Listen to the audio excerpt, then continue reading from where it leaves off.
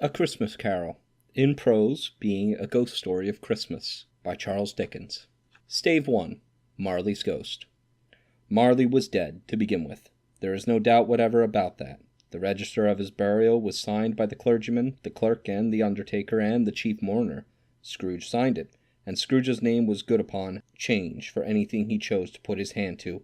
Old Marley was as dead as a doornail.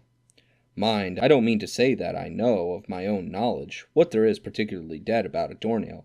I might have been inclined, myself, to regard a coffin-nail as the deadliest piece of ironmongery in the trade, but the wisdom of our ancestors is in the simile, and my unhallowed hand shall not disturb it, or the country's done for. You will therefore permit me to repeat, emphatically, that Marley was as dead as a doornail. Scrooge knew he was dead? Of course he did. How could it be otherwise? Scrooge and he were partners for I don't know how many years. Scrooge was his sole executor, his sole administrator, his sole assign, his sole residuary legatee, his sole friend, and sole mourner. And even Scrooge was not so dreadfully cut up by the sad event, but that he was an excellent man of business on the very day of the funeral, and solemnized it with an undoubted bargain. The mention of Marley's funeral brings me back to the point I started from. There is no doubt that Marley was dead. This must be distinctly understood, or nothing wonderful can come of the story I am going to relate. If we were not perfectly convinced that Hamlet's father died before the play began, there would be nothing more remarkable in his taking a stroll at night, in an easterly wind, upon his own ramparts, than there would be in any other middle-aged gentleman rashly turning out after dark in a breezy spot. Say St. Paul's churchyard, for instance, literally to astonish his son's weak mind. Scrooge never painted out old Marley's name. There it stood years afterward above the warehouse door, Scrooge and Marley. The firm was known as Scrooge and Marley. Sometimes people new to business called Scrooge, and sometimes Marley, but he answered to both names. It was all the same to him. Oh, but he was a tight-fisted hand at the grindstone, Scrooge, a squeezing, wrenching, grasping, scalping, clutching, covetous old sinner, hard and sharp as flint, from which no steel had ever struck out generous fire, secret and self-contained, and solitary as an oyster. The cold within him froze his old features, nipped his pointed nose, shriveled his cheek, stiffened his gait, made his eyes red, his thin lips blue, and spoke out shrewdly in his grating voice. A frosty rime was on his head, and on his eyebrows, and his wiry chin. He carried his own low temperature always about with him. He iced his office in the dog days, and didn't thaw at 1 degree at Christmas. External heat and cold had little influence on Scrooge. No warmth could warm, no wintry weather chill him. No wind that blew was bitterer than he, no falling snow was more intent upon its purpose, no pelting rain less open to entreaty. Foul weather didn't know where to have him. The heaviest rain and snow and hail and sleet could boast of the advantage over him in only one respect. They often came down handsomely, and Scrooge never did. Nobody ever stopped him in the street to say, "What gladsome looks! My dear Scrooge, how are you? When will you come to see me?" No beggars implored him to bestow a trifle. No children asked him what it was o'clock. No man or woman ever once in all his life inquired the way to such and such a place of Scrooge. Even the blind men's dogs appeared to know him, and when they saw him coming on, would tug their owners into doorways and up courts, and then would wag their tails as though they said, "No eye at all is better than an evil eye, dark master." But what did Scrooge care? It was the very thing he liked, to edge his way along the crowded paths of life, warning all human sympathy to keep its distance, was what the knowing ones called nuts to Scrooge. Once upon a time, of all the good days in the year, on Christmas Eve, old Scrooge sat busy in his counting-house. It was cold, bleak, biting weather, foggy withal, and he could hear the people in the court outside go wheezing up and down, beating their hands upon their breasts and stamping their feet upon the pavement stones to warm them. The city clocks had only just gone 3, but it was quite dark already. It had not been light all day. The candles were flaring in the windows of the neighboring offices, like ruddy smears upon the palpable brown air. The fog came pouring in at every chink and keyhole, and was so dense without that although the court was of the narrowest, the houses opposite were mere phantoms. To see the dingy cloud come drooping down, obscuring everything, one might have thought that nature lived hard by, and was brewing on a large scale. The door of Scrooge's counting-house was opened that he might keep his eye upon his clerk, who, in a dismal little cell beyond, a sort of tank, was copying letters. Scrooge had a very small fire, but the clerk's fire was so very much smaller that it looked like one coal. But he couldn't replenish it, for Scrooge kept the coal box in his own room, and so surely as the clerk came in with a shovel, the master predicted that it would be necessary for them to part. Wherefore the clerk put on his white comforter, and tried to warm himself at the candle, in which effort, not being a man of a strong imagination, he failed. "A Merry Christmas, Uncle! God save you!" cried a cheerful voice. It was the voice of Scrooge's nephew, who came upon him so quickly that this was the first intimation he had of his approach. "Bah!" said Scrooge. "Humbug!" He had so heated himself with rapid walking in the fog and frost, this nephew of Scrooge's, that he was all in a glow. His face was ruddy and handsome, his eyes sparkled, and his breath smoked again. "Christmas a humbug, Uncle," said Scrooge's nephew. "You don't mean that, I'm sure." "I do," said Scrooge. "Merry Christmas. What right have you to be so merry? What reason have you to be merry? You're poor enough." "Come then," returned the nephew gaily. "What right have you to be dismal? What reason have you to be morose? You're rich enough." Scrooge, having no better answer ready on the spur of the moment, said, "Bah!" again, and followed it up with, "Humbug!" "Don't be cross, Uncle," said the nephew. "What else can I be?" returned the uncle, "when I live in such a world of fools as this? Merry Christmas, out upon Merry Christmas! What's Christmas's time to you but a time for paying bills without money, a time for finding yourself a year older but not an hour richer, a time for balancing your books and having every item in 'em through a round dozen a month presented dead against you?" "If I could work my will," said Scrooge indignantly, "every idiot who goes about with Merry Christmas on his lips should be boiled in his own pudding and buried with a stake of holly through his heart. He should." "Uncle!" pleaded the nephew. "Nephew!" returned the uncle sternly. "Keep Christmas in your own way, and let me keep it in mine." "Keep it?" repeated Scrooge's nephew. "But you don't keep it." "Let me leave it alone, then," said Scrooge. "Much good may it do you, much good it has ever done you." "There are many things from which I might have derived good, by which I have not profited, I dare say," returned the nephew. "Christmas among the rest. But I am sure I have always thought of Christmas time, when it has come around, apart from the veneration due to its sacred name and origin, if anything belonging to it can be apart from that. A good time, a kind, forgiving, charitable, pleasant time.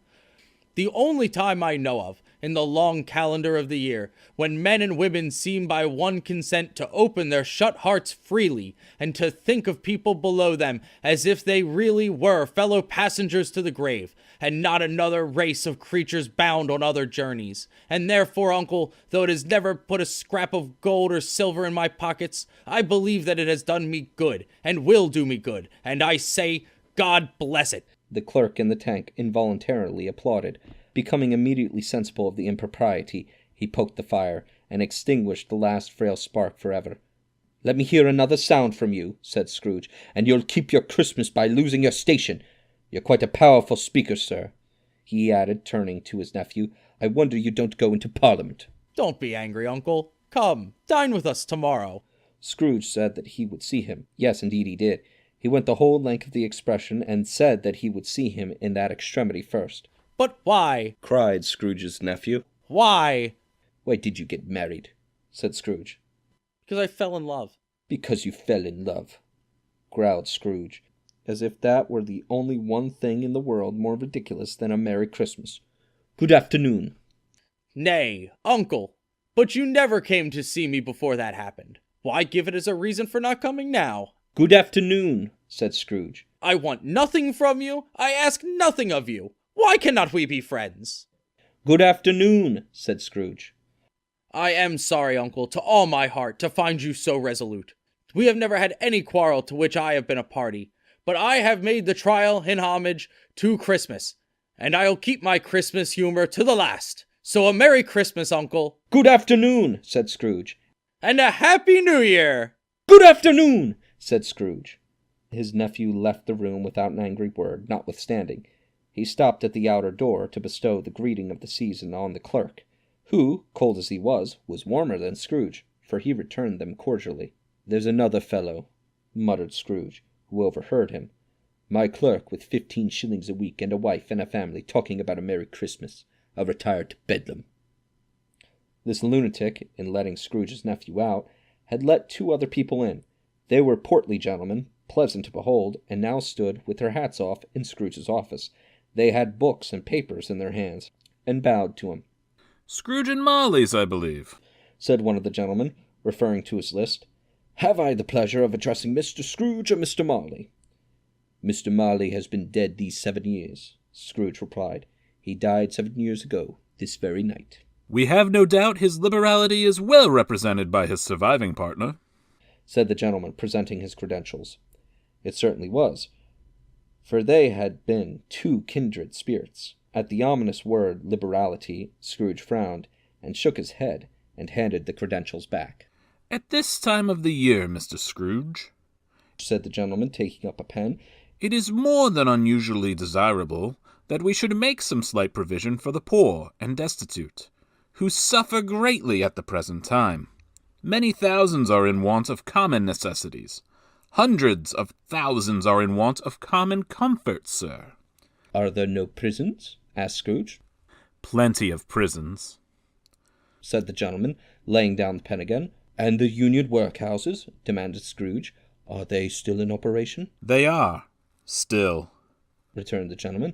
"I wish I could say they were not." "The treadmill and the poor law are in full vigor, then?" said Scrooge. "Both very busy, sir." "Oh, I was afraid from what you said at first that something had occurred to stop them in the usual course," said Scrooge. "I'm very glad to hear it."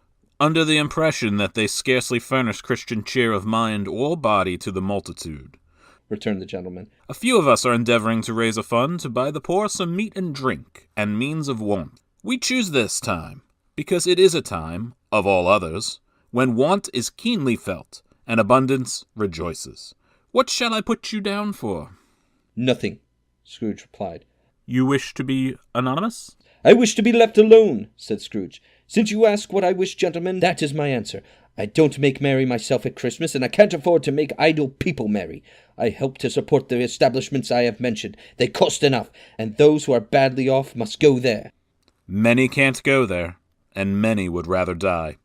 "If they would rather die," said Scrooge, "then they'd better do it, and decrease the surplus population. Besides, excuse me, I don't know that." "But you might know it," observed the gentleman. "It's not my business," Scrooge returned. "It's enough for a man to understand his own business and not to interfere with other people's. Mine occupies me constantly. Good afternoon, gentlemen." Seeing clearly that it would be useless to pursue their point, the gentleman withdrew. Scrooge resumed his labours with an improved opinion of himself, and in a more facetious temper than was usual with him. Meanwhile the fog and darkness thickened so that people ran about with flaring lamps, proffering their services to go before horses and carriages, and conduct themselves on their way. The ancient tower of a church, whose gruff old bell was always peeping slyly down at Scrooge out of a Gothic window in the wall, became invisible, and struck the hours and quarters in the clouds, with tremulous vibrations afterwards, as if its teeth were chattering in its frozen head up there. The cloud became intense. In the main street, at the corner of the court, some labourers were repairing the gas pipes, and had lighted a great fire in a brazier, round which a party of ragged men and boys were gathered, warming their hands and winking their eyes before the blaze in rapture, the water-plug being left in solitude, its overflowing sullenly congealed and turned to a misanthropic ice. The brightness of the shops where holly sprigs and berries crackled in the lamp heat of the windows made pale faces ruddy as they passed. Poulterers' and grocers' trade became a splendid joke, a glorious pageant with which it was next to impossible to believe that such dull principles as bargain and sale had anything to do with it. The Lord Mayor, in the stronghold of the mighty mansion house, gave orders to his 50 cooks and butlers to keep Christmas as a Lord Mayor's household should, and even the little tailor, whom he had fined 5 shillings on the previous Monday for being drunk and bloodthirsty in the streets, stirred up tomorrow's pudding in his garret, while his lean wife and the baby sallied out to buy the beef. Foggier yet and colder, piercing, searching, biting cold. If the good St. Dunstan had but nipped the evil spirit's nose with a touch of such weather as that, instead of using familiar weapons, then indeed he would have roared to lusty purpose, the owner of one scant young nose, gnawed and mumbled by the hungry cold as bones are gnawed by dogs, stooped down at Scrooge's keyhole to regale him with a Christmas carol. But at the first sound of "God bless you, merry gentlemen, may nothing you dismay," Scrooge seized the ruler with such energy of action that the singer fled in terror, leaving the keyhole to the fog and even more congenial frost. At length the hour of shutting up the counting-house arrived. With an ill-will Scrooge dismounted from his stool, and tactily admitted the fact to the expectant clerk in the tank, who instantly snuffed his candle out and put on his hat. "You'll want all day tomorrow, I suppose?" said Scrooge. "If quite convenient, sir." "It's not convenient," said Scrooge, "and it's not fair. If I was to stop half a crown from it, you'd think yourself ill-used, I'll be bound." The clerk smiled faintly. "And yet," said Scrooge, "you don't think me ill-used, when I pay a day's wages for no work." The clerk observed that it was only once a year. "A poor excuse for picking a man's pocket every 25th of December," said Scrooge, buttoning his greatcoat to the chin. "But I suppose you must have the whole day. Be here all the earlier next morning." The clerk promised that he would, and Scrooge walked out with a growl. The office was closed in a twinkling, and the clerk, with the long ends of his white comforter dangling below his waist, for he boasted no greatcoat, went down a slide on Cornhill at the end of a lane of boys 20 times in honor of its being Christmas Eve, and then ran home to Camden Town as hard as he could pelt to play a blind man's buff. Scrooge took his melancholy dinner in his usual melancholy tavern, and having read all the newspapers and beguiled the rest of the evening with his banker's book, went home to bed. He lived in chambers which had once belonged to his deceased partner. They were a gloomy suite of rooms in a lowering pile of building up a yard, where it had so little business to be, that one could scarcely help fancying it must have run there when it was a young house, playing hide-and-seek with other houses, and forgotten the way out again. It was old enough now, and dreary enough, for nobody lived in it but Scrooge, the other rooms being all let out as offices. The yard was so dark that even Scrooge, who knew its every stone, was fain to grope with his hands.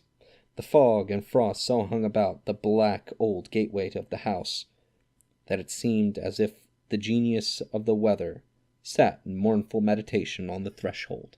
Now, it is a fact that there was nothing at all particular about the knocker on the door, except that it was very large.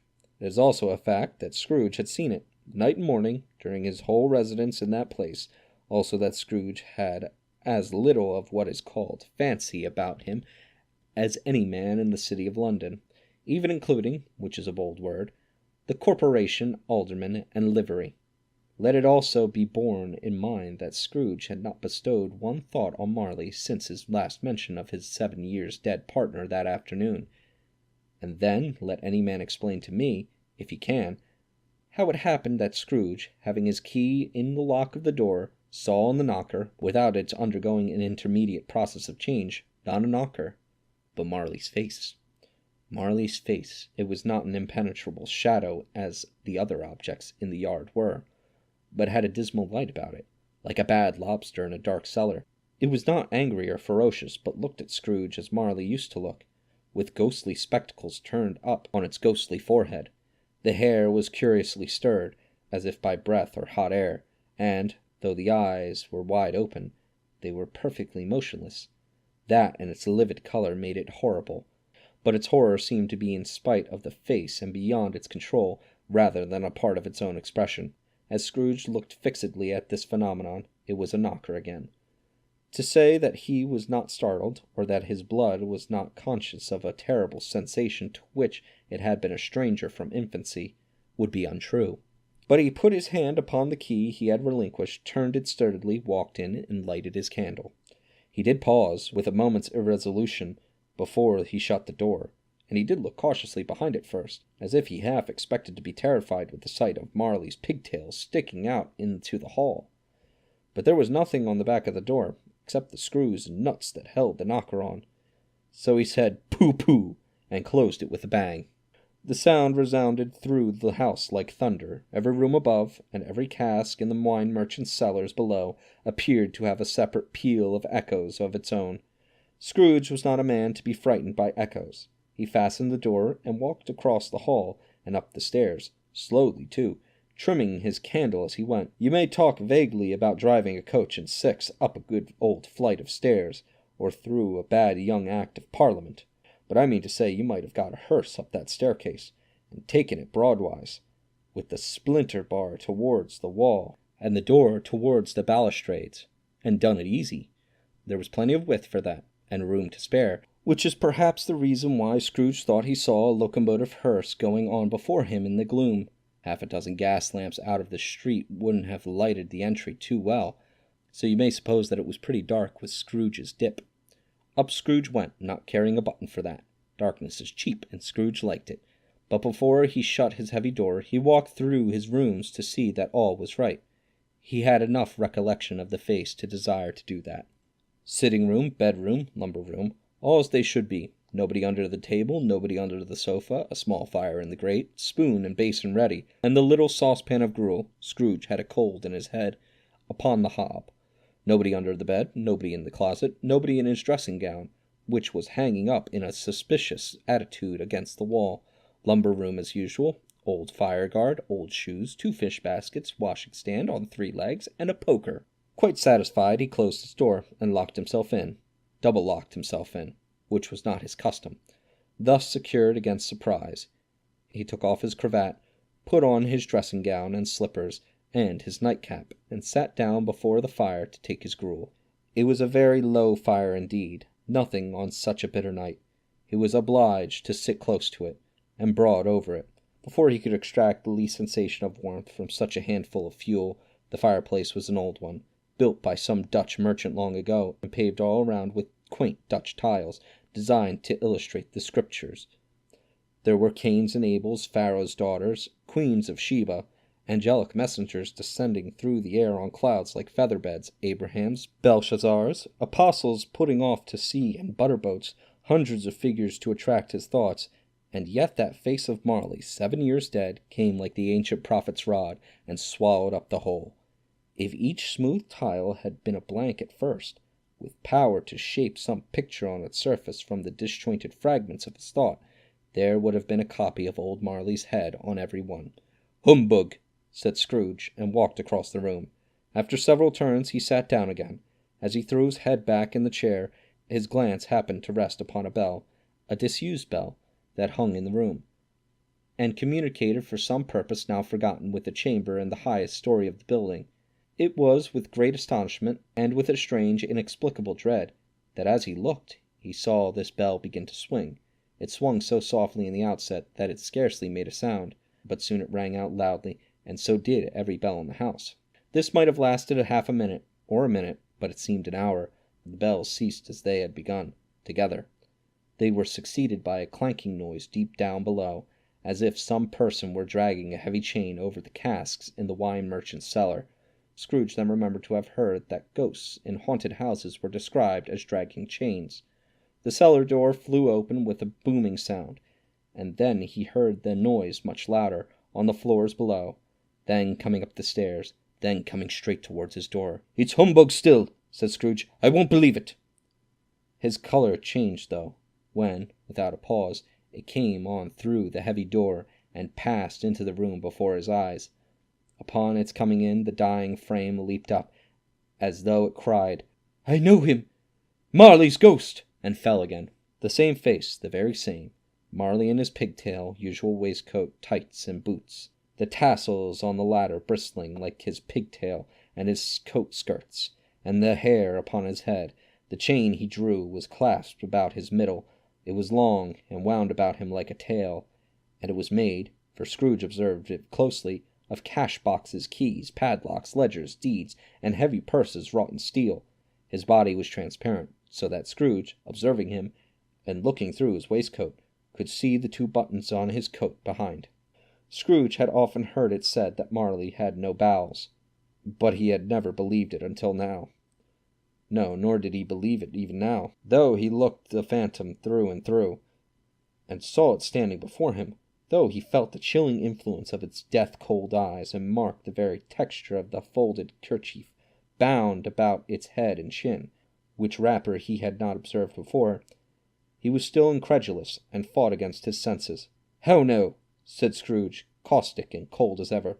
"What do you want with me?" "Much." Marley's voice, no doubt about it.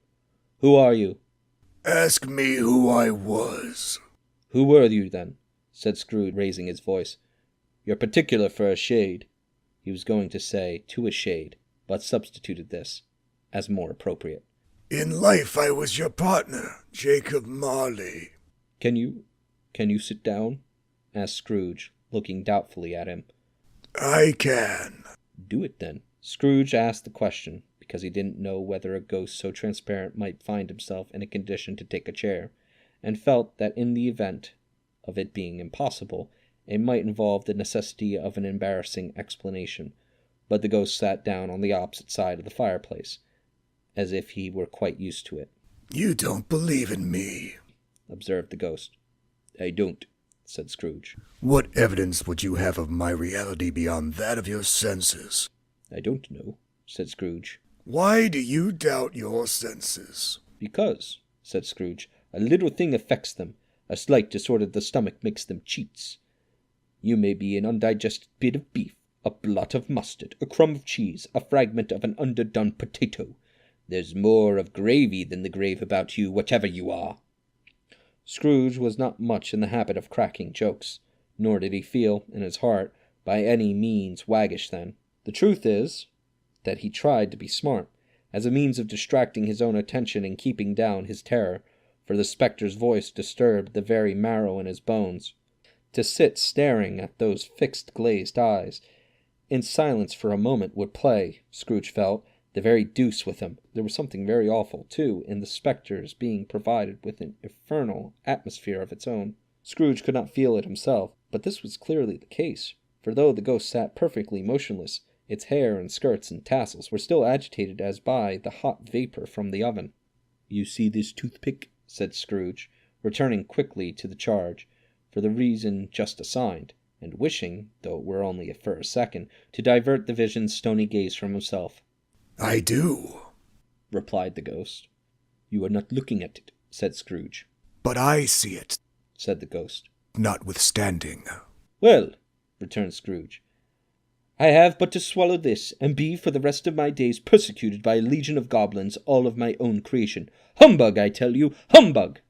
At this spirit raised a frightful cry, and shook its chains with such a dismal and appalling noise that Scrooge held on tight to his chair to save himself from falling in a swoon. But how much greater was his horror, when the phantom, taking off the bandage round its head, as if it were too warm to wear indoors, its lower jaw dropped down upon its breast. Scrooge fell upon his knees and clasped his hands before his face. "Mercy!" he said. "Dreadful apparition! Why do you trouble me?" "Man of the worldly mind," replied the ghost, "do you believe in me or not?" "I do," said Scrooge. "I must. But why do spirits walk the earth, and why do they come to me?" "It is required of every man," the ghost returned, "that the spirit within him should walk abroad amongst his fellow men, and travel far and wide.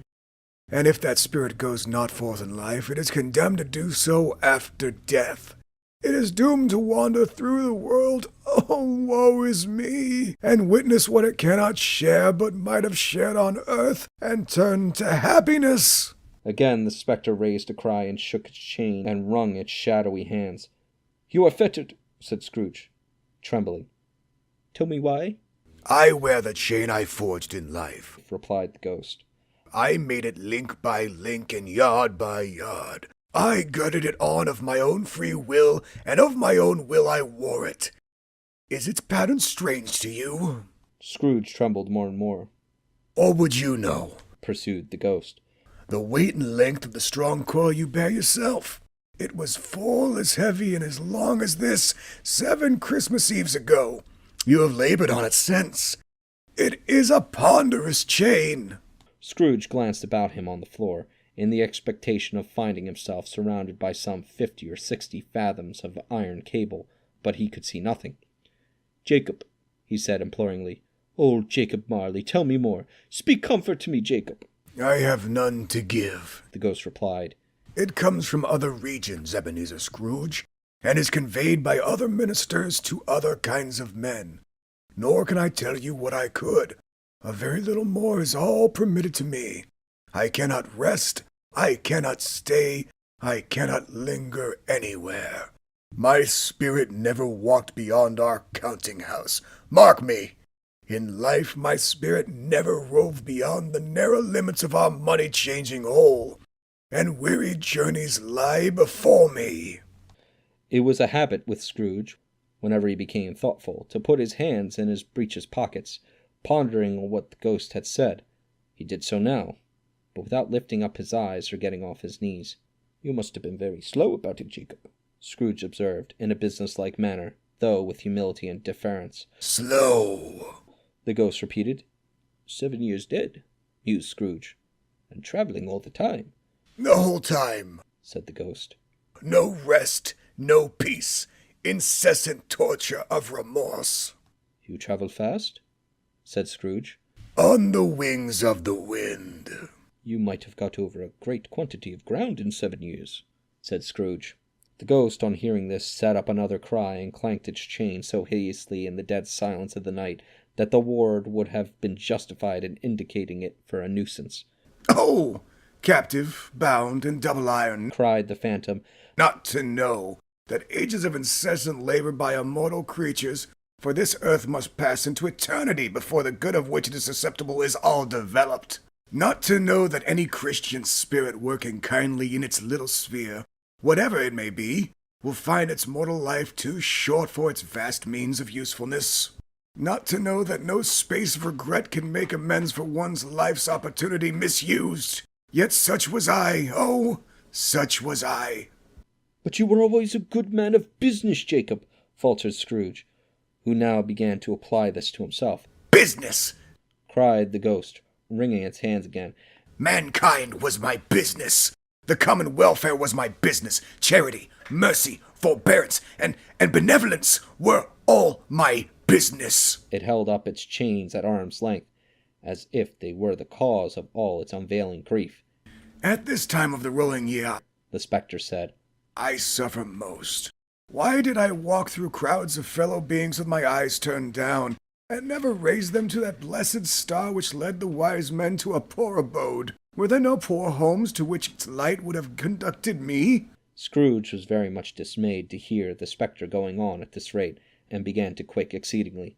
Hear me! Cried the ghost. My time is nearly gone. I will, said Scrooge. But don't be hard upon me. Don't be flowery, Jacob, pray.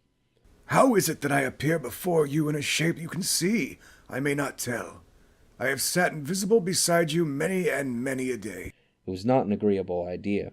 Scrooge shivered, and wiped the perspiration from his brow. There is no light part of my penance, pursued the ghost. I am here tonight to warn you that you have yet a chance and a hope of escaping my fate. A chance and a hope of procuring Ebenezer. You were always a good friend to me, said Scrooge. Thank ye. You will be haunted, resumed the ghost, by 3 spirits. Scrooge's countenance fell almost as low as the ghost's had done. Is that the chance and hope you mentioned, Jacob?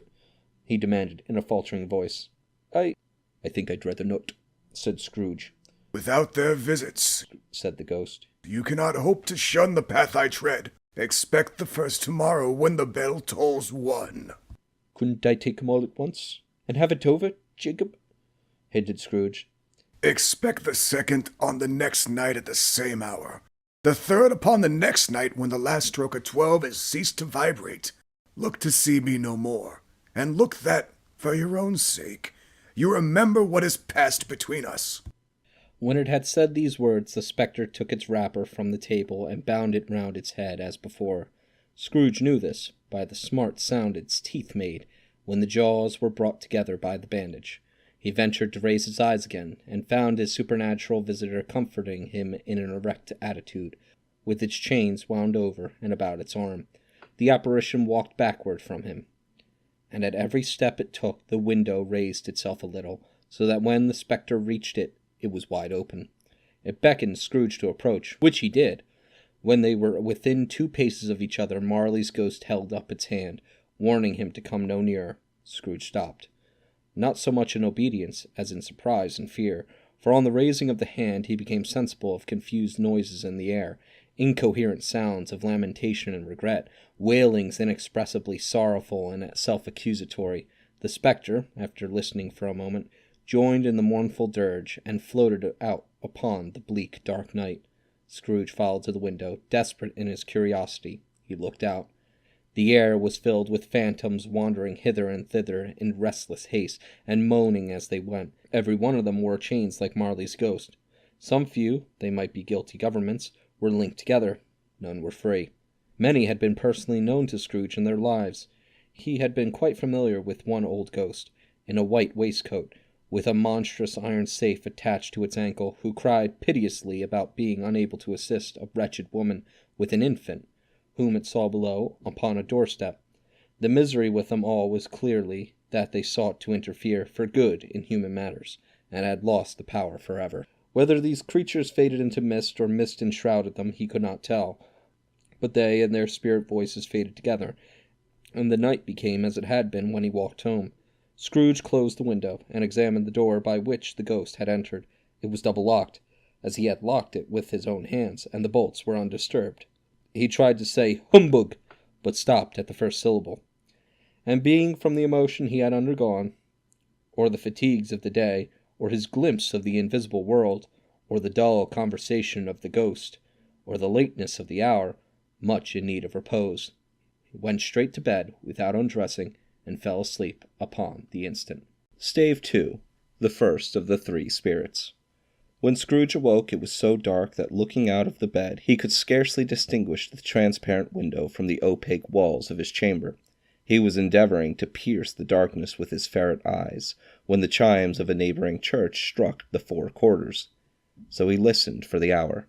To his great astonishment, the heavy bell went on from 6 to 7, and from 7 to 8, and regularly up to 12, then stopped.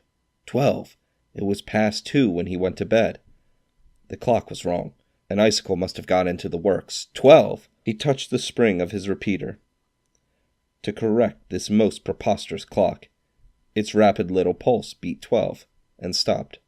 "Why, it isn't possible," said Scrooge, "that I can have slept through a whole day and far into another night. It isn't possible that anything has happened to the sun, and this is 12 at noon." The idea being an alarming one, he scrambled out of bed and groped his way to the window.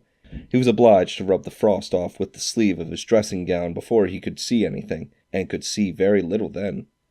All he could make out was that it was still very foggy and extremely cold, and that there was no noise of people running to and fro and making a great stir, as there unquestionably would have been if the night had beaten off bright day, and taken possession of the world.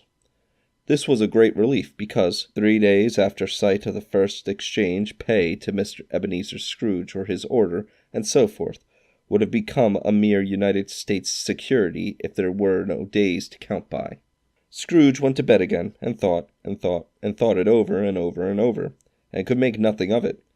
The more he thought, the more perplexed he was, and the more he endeavored not to think, the more he thought. Marley's ghost bothered him exceedingly. Every time he resolved within himself, after mature inquiry, that it was all a dream, his mind flew back again, like a strong spring released, to its first position, and presented the same problem to be worked all through. Was it a dream or not? Scrooge lay in this state until the chime had gone 3 quarters more, when he remembered, on a sudden, that the ghost had warned him of a visitation when the bell tolled 1. He resolved to lie awake until the hour was past, and considering that he could no more go to sleep than go to heaven, this was perhaps the wisest resolution in his power. The quarter was so long that he was more than once convinced he must have sunk into a doze unconsciously, and missed the clock. At length it broke upon his listening ear.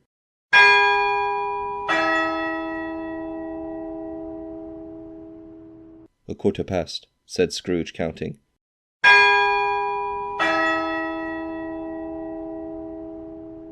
"Half past," said Scrooge.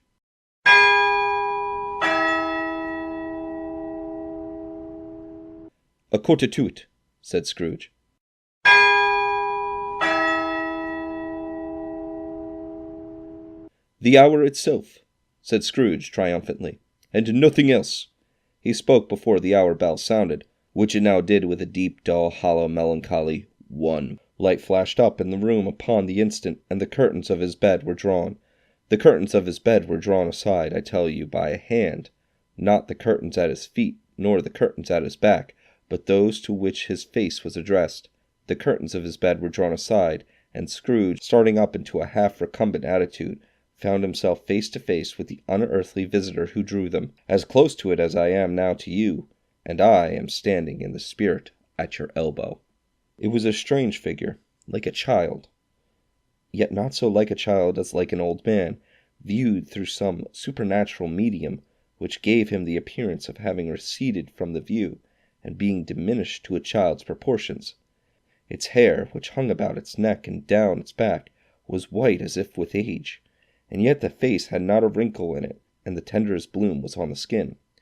The arms were not very long and muscular, the hands the same, as if its hold were of uncommon strength. Its legs and feet, most delicately formed, were, like those upper members, bare.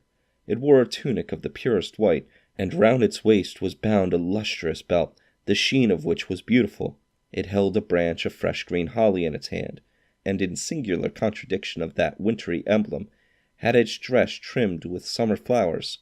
But the strangest thing about it was, that from the crown of its head there sprung a bright clear jet of light, by which all this was visible, and which was doubtless the occasion of its using, in its duller moments, a great extinguisher for a cap, which it now held under its arm. Even this, though when Scrooge looked at it with increasing steadiness, was not its strangest quality, for as its belt sparkled and glittered now in one part and now in another, and what was light one instant and another time was dark, so the figure itself fluctuated in its distinctness, being now a thing with one arm, now with one leg, now with 20 legs, now a pair of legs without a head, now a head without a body, of which dissolving parts no outline would be visible in the dense gloom wherein they melted away. And in the very wonder of this, it would be itself again, distinct and clear as ever. "Are you the spirit, sir, whose coming was foretold to me?" asked Scrooge. "I am." The voice was soft and gentle, singularly low, as if instead of being so close beside him, it were at a distance. "Who and what are you?" Scrooge demanded. "I am the ghost of Christmas past." "Long past?" inquired Scrooge, observant of its dwarfish stature. "No, your past." Perhaps Scrooge could not have told anybody why, if anybody could have asked him, but he had a special desire to see the spirit in his cap, and begged him to be covered. "What?" exclaimed the ghost. "Would you so soon put out with worldly hands the light I give? Is it not enough that you are one of those whose passions made this cap, and forced me through the whole trains of years to wear it low upon my brow?" Scrooge reverently disclaimed all intention to offend, or any knowledge of having wilfully bonneted the spirit at any period of his life. He then made bold to inquire what business brought him there. "Your welfare," said the ghost. Scrooge expressed himself much obliged, but could not help thinking that a night of unbroken rest would have been more conducive to that end. The spirit must have heard him thinking, for it said immediately, "Your reclamation, then. Take heed." It put out its strong hand as it spoke, and clasped him gently by the arm. "Rise, walk with me." It would have been in vain for Scrooge to plead that the weather and the hour were not adapted to pedestrian purposes. The bed was warm, and the thermometer a long way below freezing, that he was clad but lightly in his slippers, dressing gown, and nightcap, and that he had a cold upon him at the time. The grasp, though gentle as a woman's hand, was not to be resisted. He rose, but finding that the spirit made toward the window, clasped his robe in supplication. "I am a mortal," Scrooge remonstrated, "and liable to fall." "Bear but a touch of my hand there," said the spirit, laying it upon his heart, "and you shall be upheld in more than this." As the words were spoken, they passed through the wall and stood upon an open country road, with fields on either hand. The city had entirely vanished. Not a vestige of it was to be seen. The darkness and the mist had vanished with it, for it was a clear, cold winter day with snow upon the ground. "Good heaven!" said Scrooge, clasping his hands together as he looked about him. "I was bred in this place. I was a boy here." The spirit gazed upon him mildly. Its gentle touch, though it had been light and instantaneous, appeared still present to the old man's sense of feeling. He was conscious of 1,000 odors floating in the air, each one connected with 1,000 thoughts and hopes and joys and cares long, long forgotten. "Your lip is trembling," said the ghost. "And what is that upon your cheek?" Scrooge muttered, with an unusual catching in his voice, that it was a pimple, and begged the ghost to lead him where he would. "You recollect the way?" inquired the ghost. "Remember it!" cried Scrooge with fervor. "I could walk it blindfold." "Strange to have forgotten it for so many years," observed the ghost. "Let us go on." They walked along the road, Scrooge recognizing every gate and post and tree, until a little market town appeared in the distance, with its bridge, its church, and winding river. Some shaggy ponies now were seen trotting towards them with boys upon their backs, who called to other boys in country gigs and carts, driven by farmers. All these boys were in great spirits, and shouted to each other until the broad fields were so full of merry music that the crisp air laughed to hear it. "These are but shadows of the things that have been," said the ghost. "They have no consciousness of us." The jocund travelers came on. As they came, Scrooge knew and named them every one. Why was he rejoiced beyond all bounds to see them? Why did his cold eye glisten, and his heart leap up as they went past? Why was he filled with gladness when he heard them give each other Merry Christmas, as they parted at crossroads and byways for their several homes? What was Merry Christmas to Scrooge? Out upon Merry Christmas, what good had it ever done to him? "The school is not quite deserted," said the ghost. "A solitary child, neglected by his friends, is left there still." Scrooge said he knew it, and he sobbed. They left the high road by a well-remembered lane, and soon approached a mansion of dull red brick, with a little weathercock-surmounted cupola on the roof, and a bell hanging in it. It was a large house, but one of the broken fortunates, for the spacious offices were little used. Their walls were damp and mossy, their windows broken, and their gates decayed.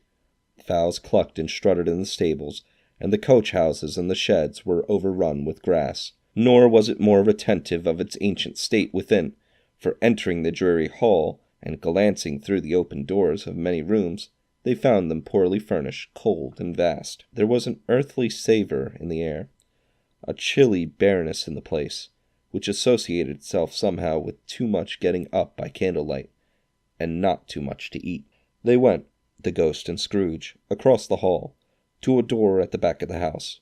It opened before them, and disclosed a long, bare, melancholy room, made barer still by lines of plain deal forms and decks.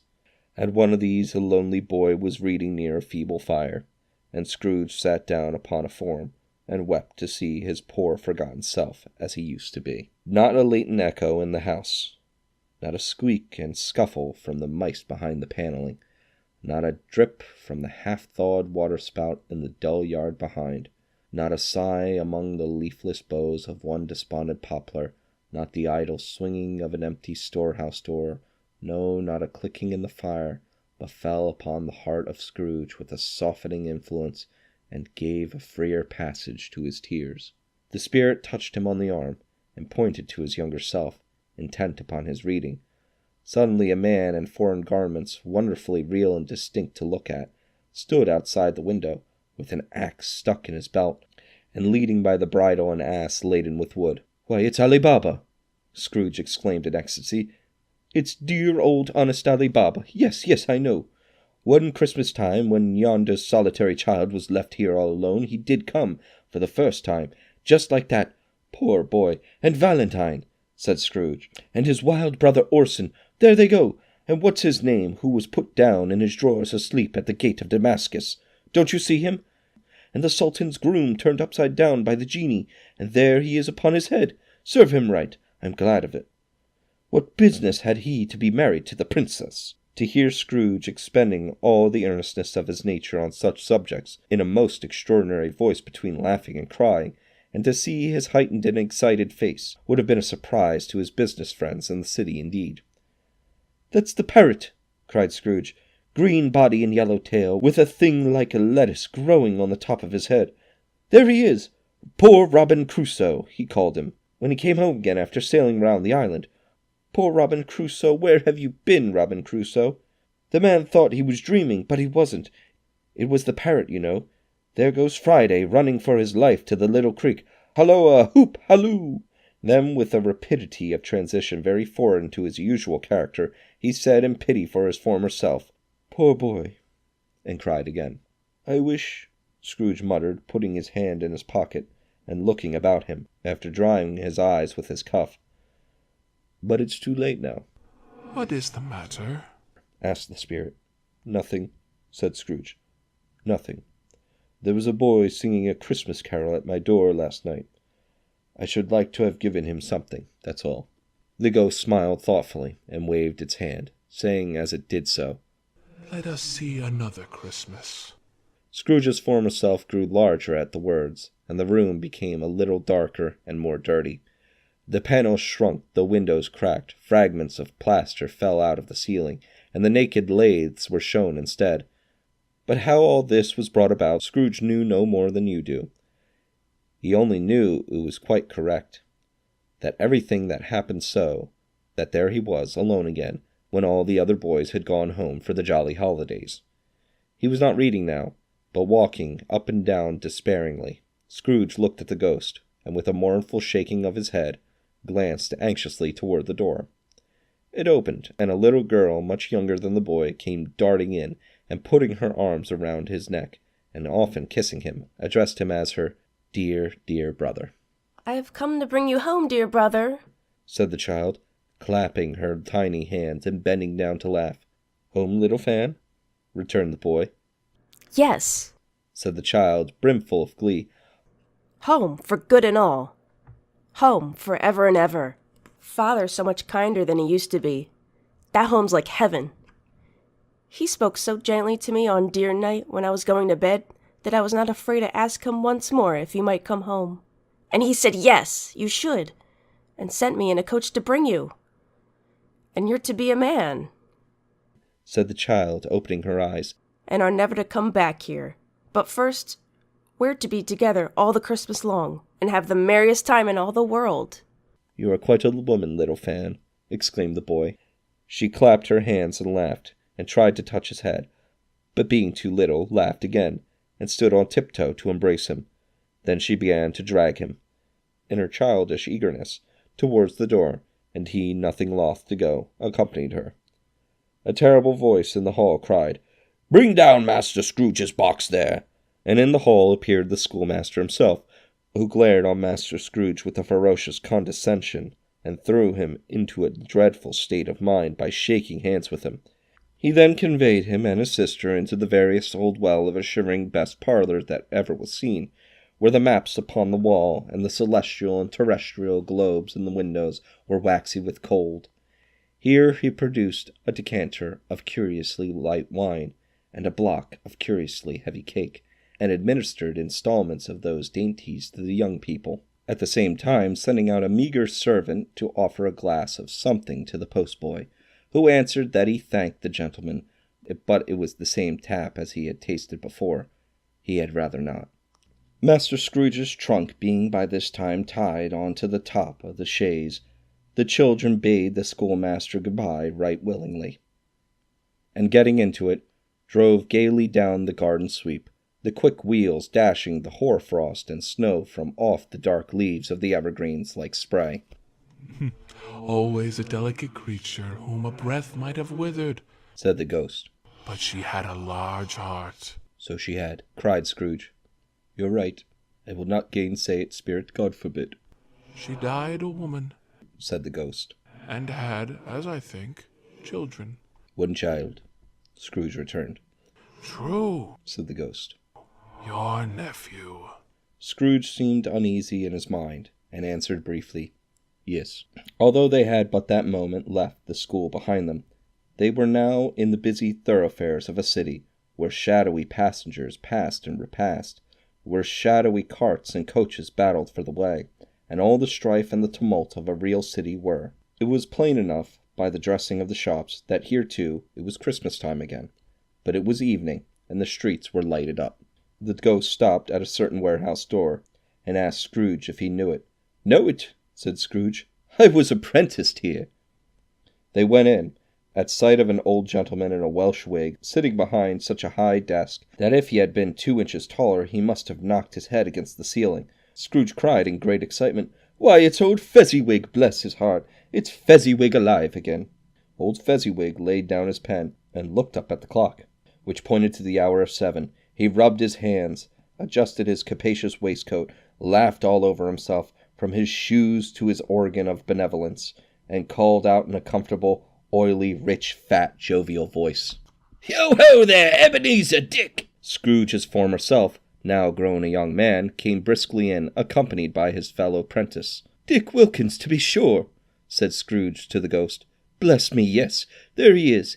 He was very much attached to me, was Dick. Poor Dick, dear, dear." "Yo-ho, my boys," said Fezziwig. "No more work tonight. Christmas Eve, Dick. Christmas, Ebenezer. Let's have the shutters up," cried old Fezziwig with a sharp clap of his hands, "before a man can say Jack Robinson." You wouldn't believe how those two fellows went at it. They charged into the street with the shutters. 1, 2, 3 had 'em up in their places. 4, 5, 6 barred 'em and pinned 'em. 7, 8, 9, and came back before you could have got to 12, panting like racehorses. "Harley-ho!" cried old Fezziwig, skipping down from the high desk with wonderful agility. "Clear away, me lads, and let's have lots of room here. Harley-ho, Dick! Cheer up, Ebenezer!" Clear away! There was nothing they wouldn't have cleared away, or couldn't have cleared away, with old Fezziwig looking on. It was down in a minute. Every movable was packed off, as if it were dismissed from public life for evermore. The floor was swept and watered, the lamps were trimmed, fuel was heaped upon the fire, and the warehouse was as snug and warm and dry and bright a ballroom as you would desire to see upon a winter's night. In came a fiddler with a music book, and went up to the lofty desk, and made an orchestra of it, and tuned like 50 stomach aches. In came Mrs. Fezziwig, one vast substantial smile. In came 3 Miss Fezziwigs, beaming and lovable. In came the 6 young followers whose hearts they broke. In came all the young men and women employed in the business. In came the housemaid with her cousin the baker. In came the cook with her brother's particular friend the milkman. In came the boy from over the way, who was suspected of not having board enough from his master, trying to hide himself behind the girl from the next door but one, who was proved to have had her ears pulled by her mistress. In they all came, one after another, some shyly, some boldly, some gracefully, some awkwardly, some pushing, some pulling. In they all came, anyhow and everyhow. Away they all went, 20 couple at once. Hands half round and back again the other way. Round and round in various stages of affectionate grouping. Old top couple always turning up in the wrong place. New top couple starting off again as soon as they got there. All top couples at last, and not a bottom one to help them. When this result was brought about, old Fezziwig clapped his hands to stop the dance and cried, "Well done!" And the fiddler plunged his hot face into a pot of porter, especially provided for that purpose. But scorning rest, upon his reappearance he instantly began again, though there were no dancers yet, as if the other fiddler had been carried home, exhausted, on a shutter, and he was a brand new man resolved to beat him out of sight or perish. There were more dances, and there were more forfeits, and more dances, and there was cake, and there was negus, and there was a great piece of cold roast, and there was a great piece of cold boiled, and there were mince pies and plenty of beer.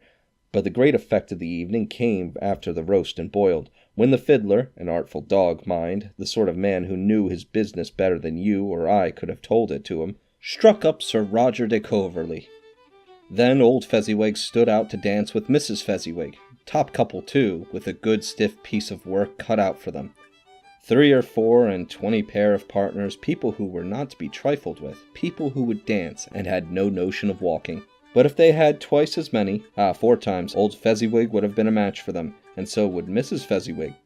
As to her, she was worthy to be his partner in every sense of the term. If that's not high praise, tell me higher, and I'll use it. A positive light appeared to issue from Fezziwig's calves. They shone in every part of the dance like moons. You couldn't have predicted at any given time what would have become of them next. And when old Fezziwig and Mrs. Fezziwig had gone all through the dance, advance and retire, both hands to your partner, bow and curtsy, corkscrew, thread the needle, and back again to your place, Fezziwig cut so deftly that he appeared to wink with his legs, and came upon his feet again without a stagger. When the clock struck 12, this domestic ball broke up. Mr. and Mrs. Fezziwig took their stations, one on either side of the door, and shaking hands with every person individually as he or she went out, wished him or her a Merry Christmas. When everybody had retired but the two prentices, they did the same to them, and thus the cheerful voices died away, and the lads were left to their beds, which were under a counter in the back shop. During the whole of this time Scrooge had acted like a man out of his wits. His heart and soul were in the scene, and with his former self. He corroborated everything, remembered everything, enjoyed everything, and underwent the strangest agitation. It was not until now, when the bright faces of his former self and Dick were turned from them, that he remembered the ghost, and became conscious that it was looking full upon him, with the light upon its head burnt very clear. A small matter, said the ghost, to make those silly folks so full of gratitude. Small? Echoed Scrooge. The spirit signed to him to listen to the two apprentices, who were pouring out their hearts in praise of Fezziwig, and when he had done so, he said, Why, is it not? He has spent but a few punts of your moral money, 3 or 4 perhaps.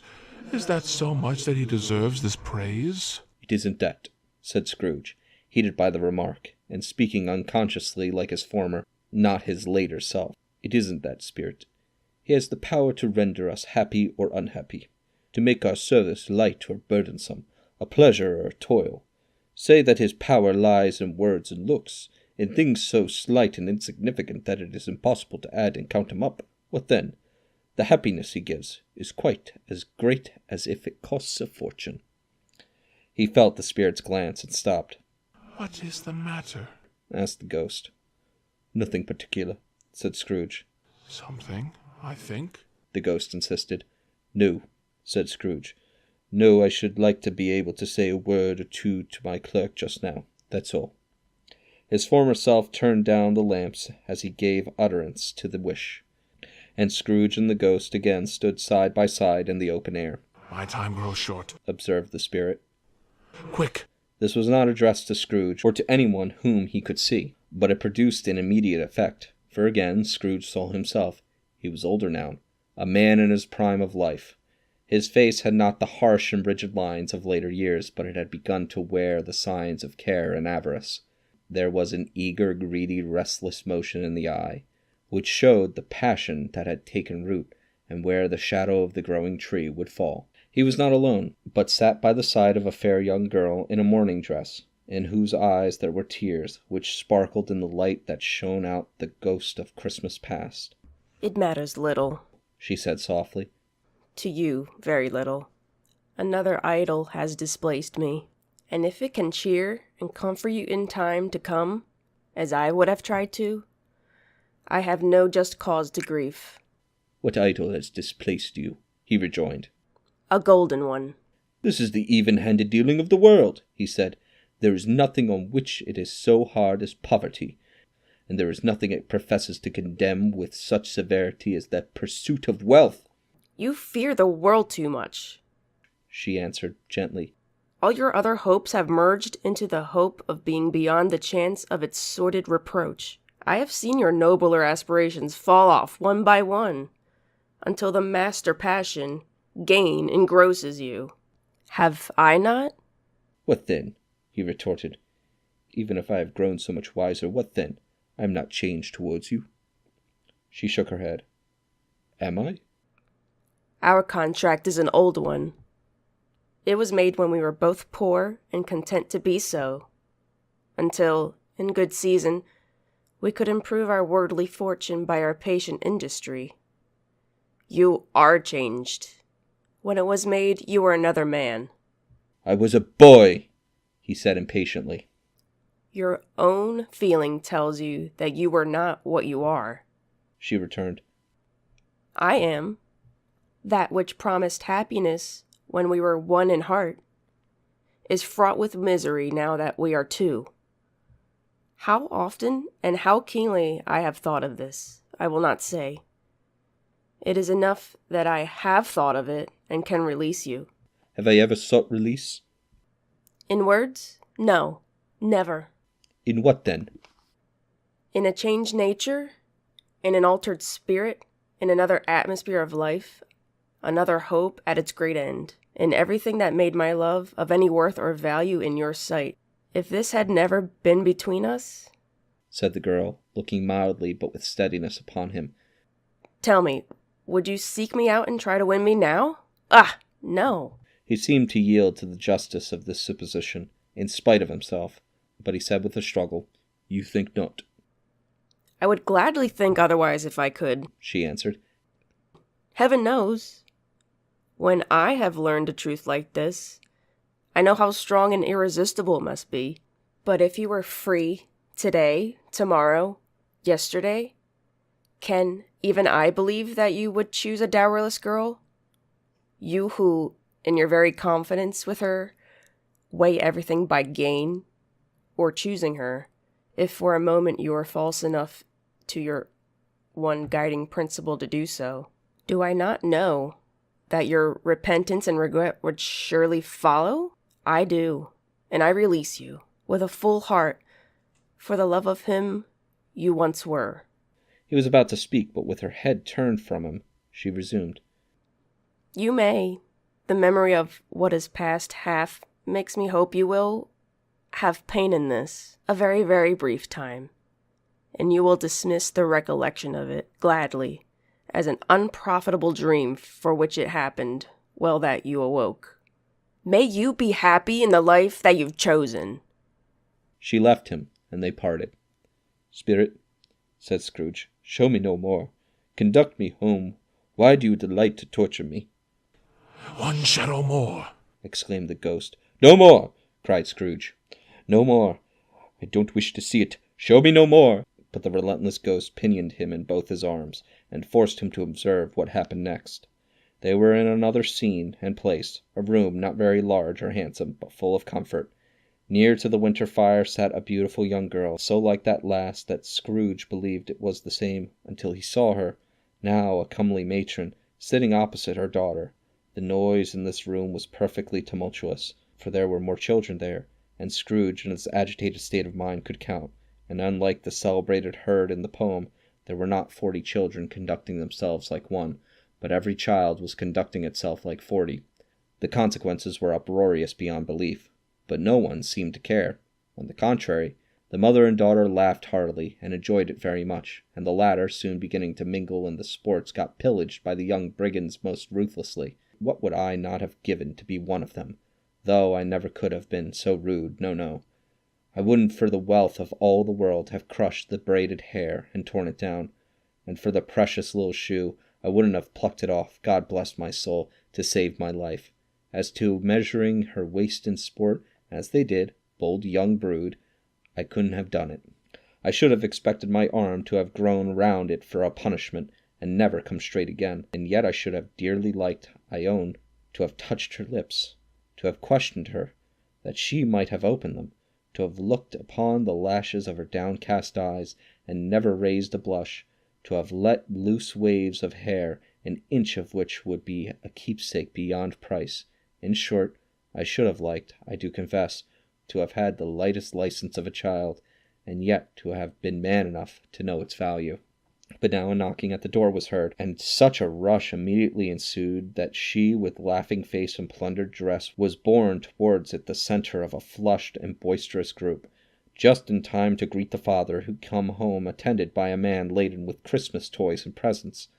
Then the shouting and the struggling, and the onslaught that was made on the defenceless porter, the scaling him with chairs for ladders to dive into his pockets, despoil him on brown paper parcels, hold on tight by his cravat, hug him round his neck, pommel his back, and kick his legs in irrepressible affection. The shouts of wonder and delight with which the development of every package was received. The terrible announcement that the baby had been taken in an act of putting a doll's frying pan into his mouth, and was more than suspected of having swallowed a fictitious turkey glued on a wooden platter. The immense relief of finding this a false alarm, the joy and gratitude and ecstasy, they are all indescribable alike. It is enough that by degrees the children and their emotions got out of the parlor, and by one stair at a time up to the top of the house, where they went to bed, and so subsided. And now Scrooge looked on more attentively than ever, when the master of the house, having his daughter leaning fondly on him, sat down with her and her mother at his own fireside, and when he thought that such another creature, quite as graceful and as full of promise, might have called him father, and been a spring-time in the haggard winter of his life, his sight grew very dim indeed. "Belle," said the husband, turning to his wife with a smile, "I saw an old friend of yours this afternoon." Who was it? "Guess," How can I? Tut, don't I know? she added in the same breath, laughing as he laughed. Mr. Scrooge. "Mr. Scrooge it was. I passed his office window, and as it was not shut up, and he had a candle inside, I could scarcely help seeing him. His partner lies upon the point of death, I hear, and there he sat alone, quite alone in the world, I do believe. Spirit," said Scrooge in a broken voice, "remove me from this place."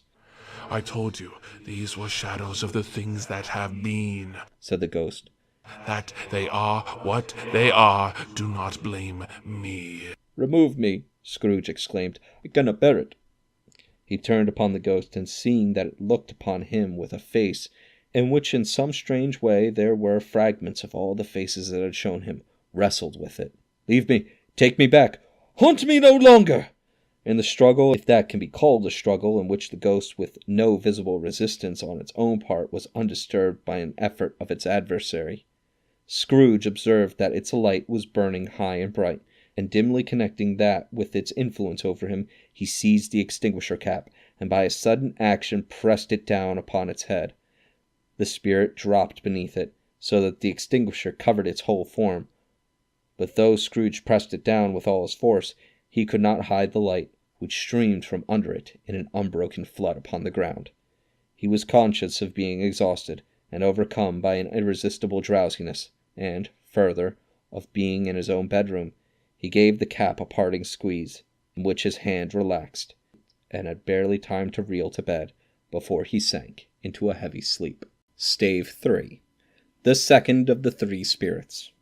Awaking in the middle of a prodigiously tough snore, and sitting up in bed to get his thoughts together, Scrooge had no occasion to be told that the bell was again upon the stroke of 1. He felt that he was restored to consciousness in the right nick of time, for the especial purpose of holding a conference with the second messenger dispatched to him through Jacob Marley's intervention. But, finding that he had turned uncomfortably cold when he began to wonder which of his curtains this new spectre would draw back, he put them every one aside with his own hands, and lying down again, established a sharp lookout all round the bed. For he wished to challenge the spirit on the moment of its appearance, and did not wish to be taken by surprise, and made nervous.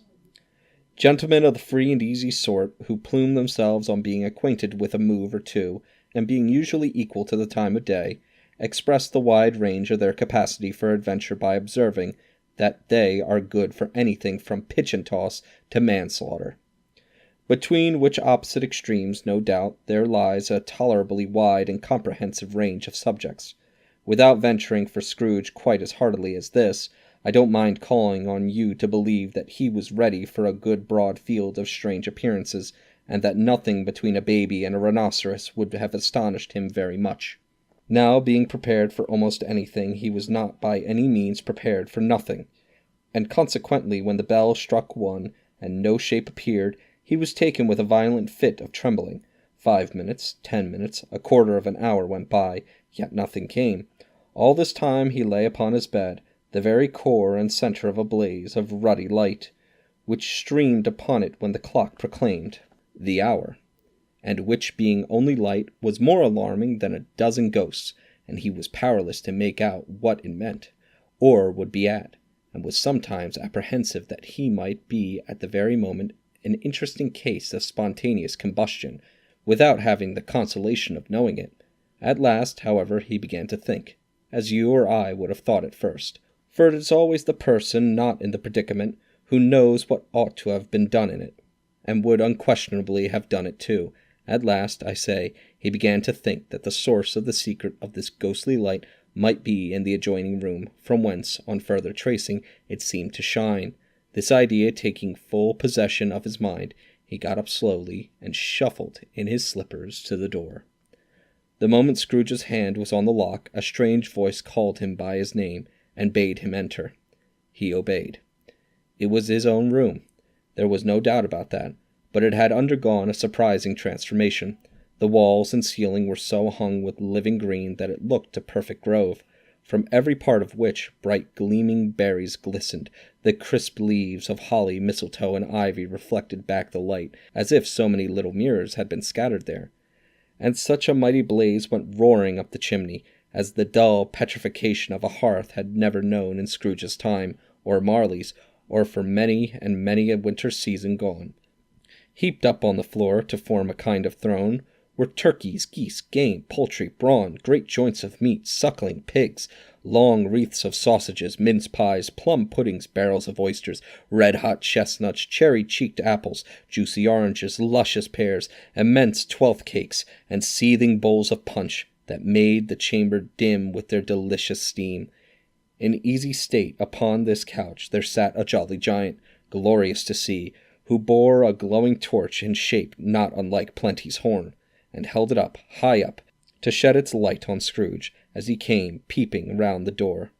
"Come in!" exclaimed the ghost. "Come in and know me better, man." Scrooge entered timidly, and hung his head before the spirit. He was not the dogged Scrooge he had been, and though the spirit's eyes were clear and kind, he did not like to meet them. "I am the ghost of Christmas present," said the spirit. "Look upon me." Scrooge reverently did so.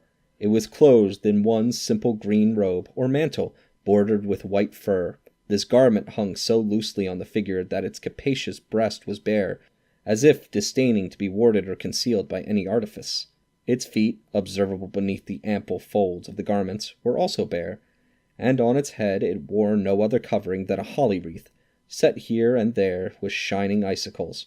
Its dark brown curls were long and free as its genial face, its sparkling eye, its open hand, its cheery voice, its unconstrained demeanor, and its joyful air.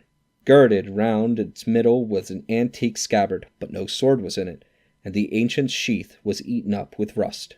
"You have never seen the like of me before," exclaimed the ghost. "Never," Scrooge made answer to it. "Have never walked forth with the younger members of my family, meaning, for I am very young.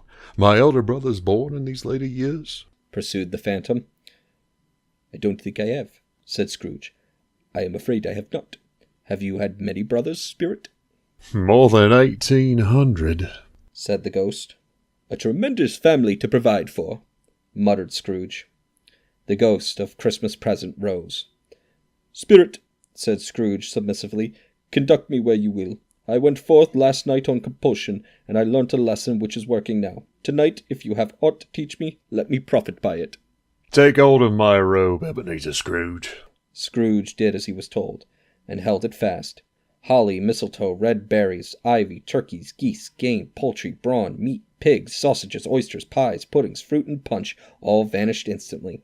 So did the room, the fire, the ruddy glow, the hour of night, and they stood in the city streets of Christmas morning, where, for the weather was severe, the people made a rough, but brisk and not unpleasant kind of music, in scraping the snow from the pavement in front of their dwellings, and from the tops of their houses, whence it was mad delight to the boys to see it come plumping down into the road below, and splitting into artificial little snowstorms.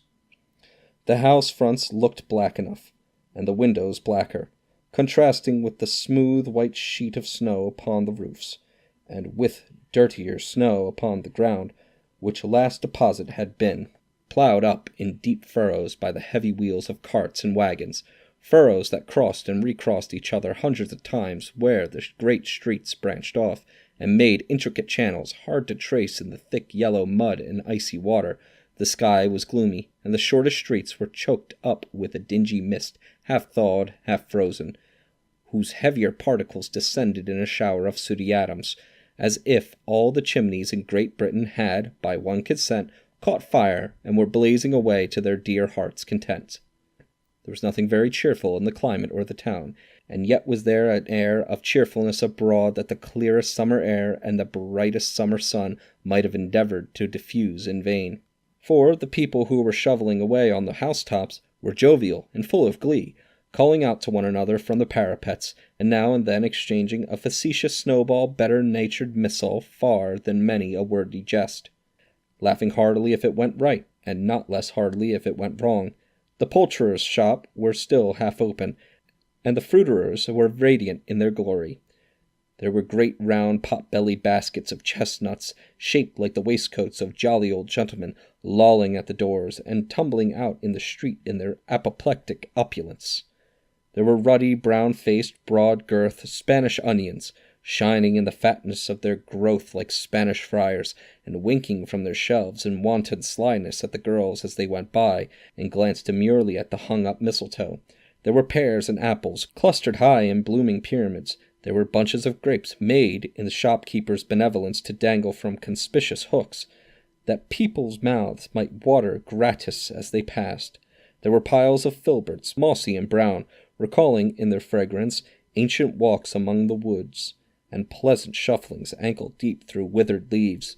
There were Norfolk biffins, squab and swarthy, setting off the yellow of the oranges and lemons, and, in the great compactness of their juicy persons, urgently entreating and beseeching to be carried home in paper bags and eaten after dinner.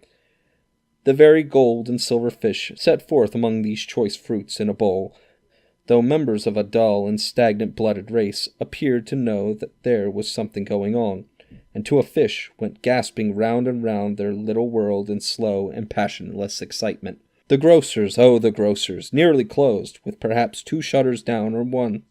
But through those gaps such glimpses it was not alone that the scales descending on the counter made a merry sound, or that the twine of a roller parted company so briskly, or that the canisters were rattled up and down like juggling tricks, or even that the blended scents of tea and coffee were so grateful to the nose, or even that the raisins were so plentiful and rare, the almonds so extremely white, the sticks of cinnamon so long and straight, the other spices so delicious, the candied fruits so caked and spotted with molten sugar as to make the coldest lookers-on feel faint and subsequently bilious.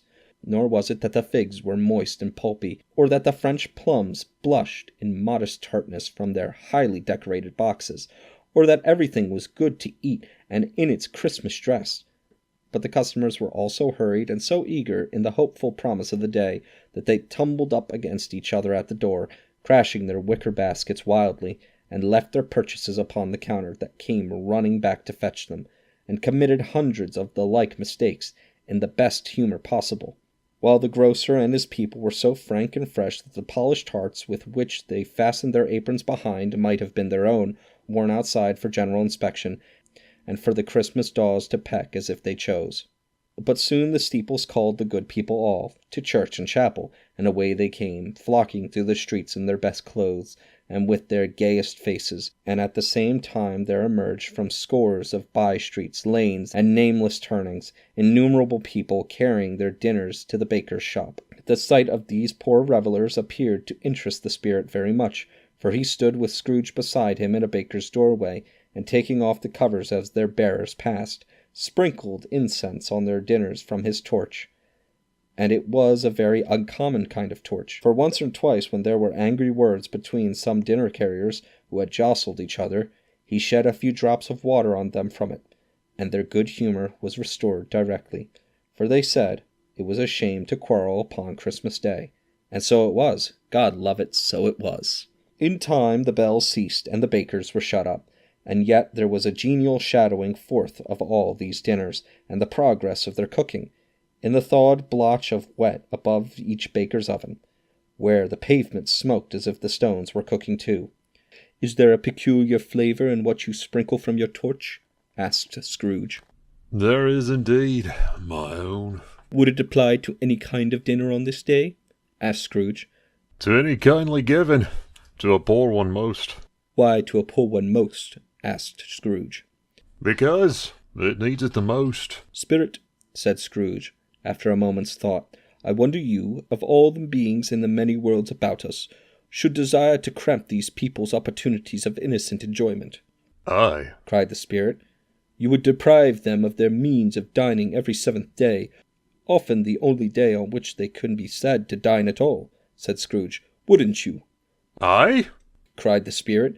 You seek to close these places on the 7th day, said Scrooge, and it comes to the same thing. I seek, exclaimed the spirit. Forgive me if I am wrong. It has been done in your name, or at least in that of your family, said Scrooge. There are some upon this earth of yours, returned the spirit, who claim to know us, and who do their deeds of passion, pride, ill will, hatred, envy, bigotry, and selfishness in our name, who are as strange to us and all our kith and kin as if they had never lived. Remember that, and charge their doing on themselves, not us. Scrooge promised that he would, and they went on, invisible, as they had been before, into the suburbs of the town. It was a remarkable quality of the ghost, which Scrooge had observed at the baker's, that notwithstanding his gigantic size, he could accommodate himself to any place with ease, and that he stood beneath a low roof quite as gracefully and like a supernatural creature, as if it were possible he could have done in any lofty hall. And perhaps it was a pleasure the good spirit had in showing off this power of his, or else it was his own kind, generous, hearty nature, and his sympathy with all poor men, that led straight to Scrooge's clerk's. For there he went, and took Scrooge with him, holding to his robe, and on the threshold of the door the spirit smiled, and stopped to bless Bob Cratchit's dwelling with the sprinkling of his torch. Think of that! Bob had but 15 bob a week himself. He pocketed on Saturdays but 15 copies of his Christian name, and yet the ghost of Christmas past blessed his 4-roomed house. Then up rose Mrs. Cratchit, Cratchit's wife, dressed out but poorly in a twice-turned gown, but brave in ribbons, which are cheap and make a goodly show for 6pence. And she laid the cloth, assisted by Belinda Cratchit, second of her daughters, also brave in ribbons, while Master Peter Cratchit plunged a fork into a saucepan of potatoes, and getting the corners of his monstrous shirt-collar, Bob's private property, conferred upon his son and heir in honor of the day, into his mouth, rejoiced to find himself so gallantly attired, and yearned to show his linen in the fashionable parks. And now the 2 smaller Cratchits, boy and girl, came tearing in, screaming that outside the baker's they had smelt the goose, and known it for their own. And basking in luxurious thoughts of sage and onion, these young Cratchits danced about the table, and exalted Master Peter Cratchit to the skies, while he, not proud although his collars nearly choked him, blew the fire, until the slow potatoes bubbling up knocked loudly at the saucepan lid to be let out and peeled. "What has ever got your precious father, then?" said Mrs. Cratchit. "And your brother, Tiny Tim? And Martha wasn't as late Christmas Day by half an hour?" "Here's Martha, mother," said a girl, appearing as she spoke. "Here's Martha, mother," cried the 2 Cratchits. "Hurrah, there's such a goose, Martha." "Why, bless your heart alive, my dear, how late you are," said Mrs. Cratchit, kissing her a dozen times and taking off her shawl and bonnet for her with officious zeal. "We deal a lot of work to finish up last night," replied the girl, "and had to clear away this morning, mother." "Well, never mind, so as long as you are come," said Mrs. Cratchit. "Sit ye down before the fire, my dear, and have a warm, Lord bless ye." No, there's father coming," cried the 2 young Cratchits, who were everywhere at once. "Hide, Martha, hide!" So Martha hid herself, and in came little Bob, the father, with at least 3 feet of comforter exclusive on the fringe, hanging down before him, and his threadbare clothes darned up and brushed to look seasonable, and Tiny Tim upon his shoulder. Alas for Tiny Tim, he bore a little crutch, and had his limbs supported by an iron frame. "Why, where's our Martha?" cried Bob Cratchit, looking around. "Not coming," said Mrs. Cratchit. "Not coming?" said Bob, with a sudden declension in his high spirits, for he had been Tim's brood horse all the way from the church, and had come home rampant. "Not coming upon Christmas Day?" Martha didn't like to see him disappointed, if it were only in joke. So she came out prematurely from behind the closet door and ran into his arms, while the 2 young Cratchits hustled Tiny Tim and bore him off into the wash-house, that he might hear the pudding singing in the copper. "And how did little Tim behave?" asked Mrs. Cratchit, when she had rallied Bob on his credulity, and Bob had hugged his daughter to his heart's content. "As good as gold," said Bob. "and better. Somehow he gets thoughtful, sitting by himself so much, and he thinks the strangest things you ever heard. He told me, coming home, that he hoped people saw him in church because he was a cripple, and that it might be pleasant to them to remember upon Christmas Day who made lame beggars walk and blind men see. Bob's voice was tremulous when he told them this, and trembled more when he said that Tiny Tim was growing strong and hearty. His active little crutch was heard upon the floor, and back came Tiny Tim before another word was spoken, escorted by his brother and sister to his stool before the fire, and while Bob, turning up his cuffs, as if, poor fellow, they were capable of being made more shabby, compounded some hot mixture in a jug with gin and lemons, and stirred it round and put it on the hob to simmer. Master Peter and the two ubiquitous young Cratchits went to fetch the goose, with which they soon returned in high procession. Such a bustle ensued you might have thought a goose the rarest of all birds, a feathered phenomenon to which a black swan was a matter of course, and in truth it was something very like it in that house. Mrs. Cratchit made the gravy, ready beforehand in a little saucepan, hissing hot. Master Peter mashed the potatoes with incredible vigor. Miss Belinda sweetened up the applesauce. Martha dusted the hot plates. Bob took Tiny Tim beside him in the tiny corner at the table. The two young Cratchits set chairs for everybody, not forgetting themselves, and mounting guard upon their posts, crammed spoons into their mouths, lest they should shriek for goose before their turn came to be helped. At last the dishes were set on, and grace was said. It was succeeded by a breathless pause, as Mrs. Cratchit, looking slowly all along the carving knife, prepared to plunge it into the breast. But when she did, and when the long-expected gush of stuffing issued forth, one murmur of delight arose all around the board, and even Tiny Tim, excited by the two young Cratchits, beat on the table with the handle of his knife, and feebly cried, "Hurrah!" There never was such a goose. Bob said he didn't believe there ever was such a goose cooked. Its tenderness and flavor, size and cheapness were the themes of universal admiration, eked out by the applesauce and the mashed potatoes. It was a sufficient dinner for the whole family. Indeed, as Mrs. Cratchit said with great delight, surveying one small atom of a bone upon the dish, they hadn't ate it all at last. Yet every one had enough, and the youngest Cratchits in particular were steeped in sage and onion to the eyebrows. But now, the plates being changed by Miss Belinda, Mrs. Cratchit left the room alone, too nervous to bear witness, to take the pudding up and bring it in. Suppose it should not be done enough. Suppose it should break in turning out. Suppose somebody should have got over the wall of the backyard and stolen it while they were merry with the goose. A supposition at which the two young Cratchits became livid. All sorts of horrors were supposed. Hallo, a great deal of steam. The pudding was out of the copper. A smell like a washing day. There was the cloth. A smell like an eating-house and a pastry-cook's next door to each other, with a laundress next door to that. That was the pudding. In half a minute Mrs. Cratchit entered, flushed but smiling proudly, with the pudding, like a speckled cannonball, so hard and firm, blazing in half a quartern of ignited brandy, and bedight with Christmas holly stuck into the top. "Oh, a wonderful pudding!" Bob Cratchit said, and calmly too, that he regarded it as the greatest success achieved by Mrs. Cratchit since their marriage. Mrs. Cratchit said that now the weight was off her mind, she would confess that she had her doubts about the quantity of flour. Everybody had something to say about it, but nobody said or thought it was at all a small pudding for a large family. It would have been flat heresy to do so. Any Cratchit would have blushed to hint at such a thing. At last the dinner was all done. The cloth was cleared, the hearth swept, and the fire made up. The compound in the jug being tasted and considered perfect, apples and oranges were put upon the table, and a shovelful of chestnuts on the fire. Then all the Cratchit family drew round the hearth, in what Bob Cratchit called a circle, meaning half of one, and at Bob Cratchit's elbow stood the family display of glass, 2 tumblers and a custard cup without a handle. These held the hot stuff from the jug, however, as well as golden goblets would have done.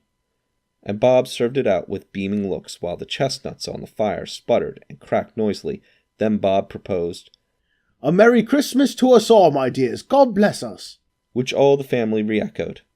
"God bless us, every one," said Tiny Tim, the last of all. He sat very close to his father's side upon the little stool.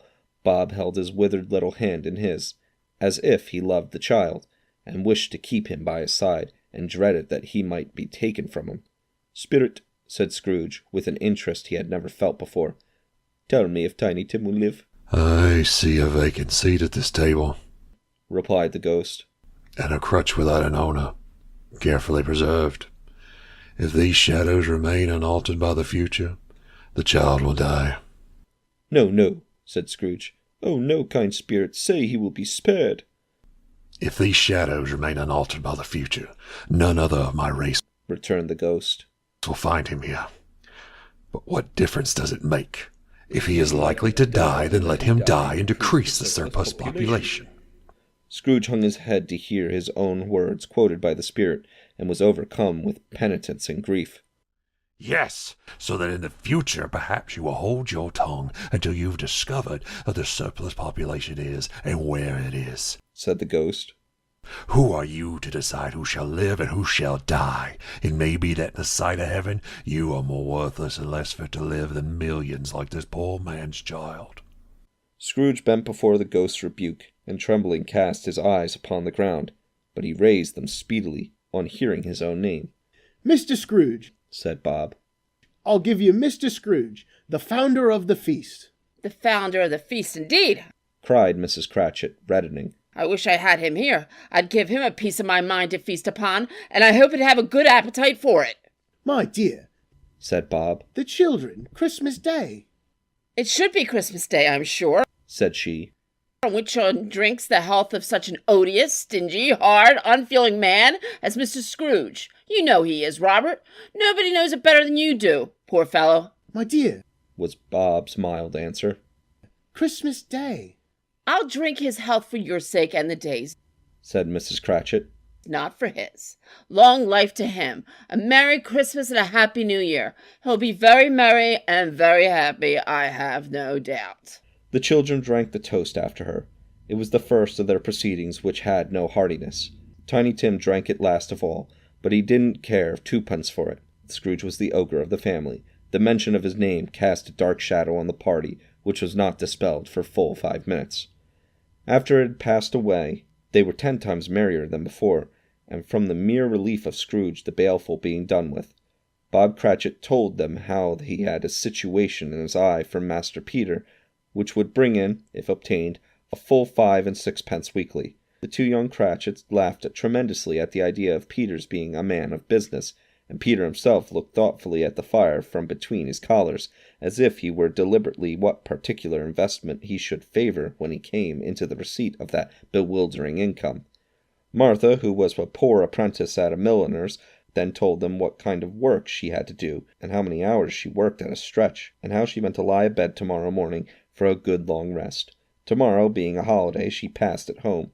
Also how she had seen a countess and a lord some days before, and how the world was much about as tall as Peter, at which Peter pulled up his collar so high that you couldn't have seen his head if you had been there. All this time the chestnuts in the jug went around and round, and by they had a song about a lost child travelling in the snow from Tiny Tim, who had a plaintive little voice, and sang it very well indeed. There was nothing of high mark in this. They were not a handsome family, they were not well dressed, their shoes were far from being waterproof, their clothes were scanty, and Peter might have known, and very likely did, the inside of a pawnbroker's. But they were happy, grateful, pleased with one another, and contented with the time, and when they faded, and looked happier yet in the bright sprinklings of the spirit's torch at parting, Scrooge had his eye upon them, and especially on Tiny Tim, until the last. By this time it was getting dark, and snowing pretty heavily. And as Scrooge and the spirit went along the streets, the brightness of the roaring fires in kitchens, parlors, and all sorts of rooms was wonderful. Here the flickering of the blaze showed preparations for a cozy dinner, with hot plates baking through and through before the fire, and deep red curtains ready to be drawn to shut out the cold and darkness. There all the children of the house were running out into the snow to meet their married sisters, brothers, cousins, uncles, aunts, and be the first to greet them. Here again were shadows on the window blind of guests assembling, and there a group of handsome girls, all hooded and fur-booted, and all chattering at once, tripped lightly off to some near neighbor's house, where, woe upon the single man who saw them enter, artful witches, well they knew it, in a glow. But if you had judged from the numbers of the people on their way to friendly gatherings, you might have thought that no one was at home to give them welcome when they got there, instead of every house expecting company, and piling up its fires half chimney high, blessings on it how the ghost exulted, how it bared its breadth of breast, and opened its capacious palm, and floated on, outpouring, with a generous hand, its bright and harmless mirth on everything within its reach. The very lamplighter, who ran on before, dotting the dusky street with specks of light, and who was dressed to spend the evening somewhere, laughed out loudly as the spirit passed, though little kenned the lamplighter that he had any company but Christmas. And now, without a word of warning from the ghost, they stood upon a bleak and desert moor, where monstrous masses of rude stone were cast about, and though it was the burial place of giants, and water spread itself whatsoever it listed, or would have done so, but for the frost that held its prisoner, and nothing grew but moss and furze, and coarse rank grass, down in the west the setting sun had left a streak of fiery red, which glared upon the desolation for an instant, like a sullen eye, and frowning lower, lower yet, was lost in the thick gloom of the darkest night. "What is this place?" asked Scrooge. "A place where miners live, who labour in the bowels of the earth," returned the spirit. "But they know me. See?" A light shone from the window of a hut, and swiftly they advanced towards it.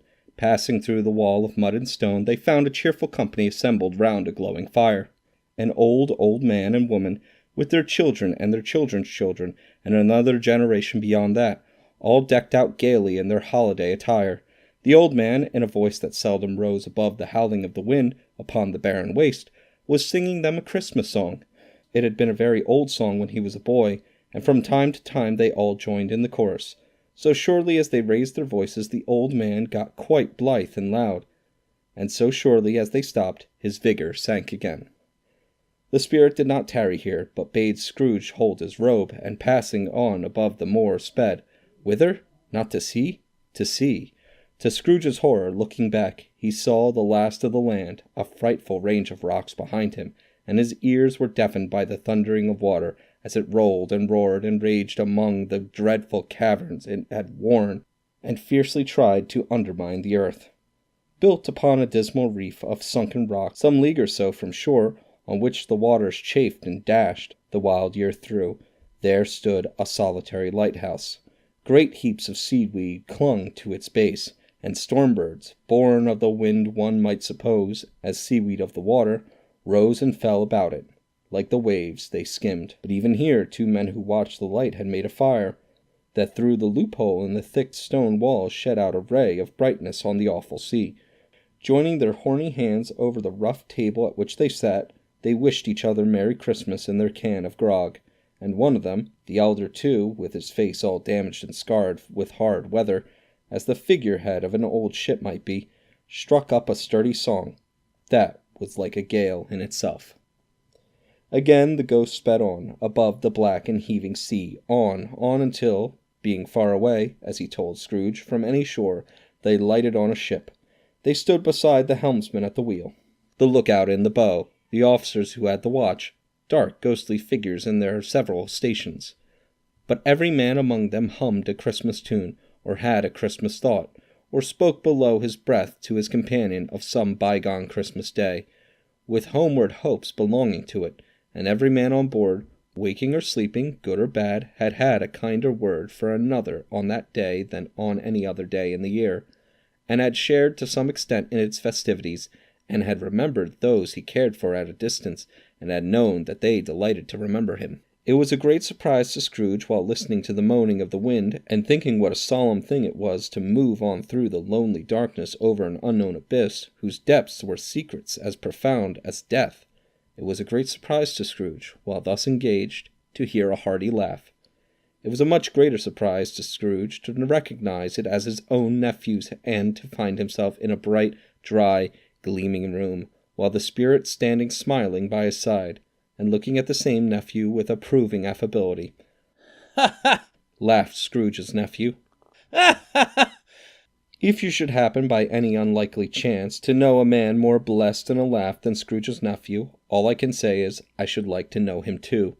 Introduce him to me, and I'll cultivate his acquaintance. it is a fair, even-handed, noble adjustment of things, that while there is infection and disease and sorrow, there is nothing in the world so irresistibly contagious as laughter and good humor. When Scrooge's nephew laughed in this way, holding his sides, rolling his head, and twisting his face into the most extravagant contortions, Scrooge's niece, by marriage, laughed as heartily as he, and their assembled friends, being not a bit behindhand, roared out lustily, "Ha ha ha ha ha!" He said that Christmas was a humbug, as I live, cried Scrooge's nephew. He believed it too. More shame for him, Fred, said Scrooge's niece, indignantly. Bless those women. They never do anything by halves. They are always in earnest.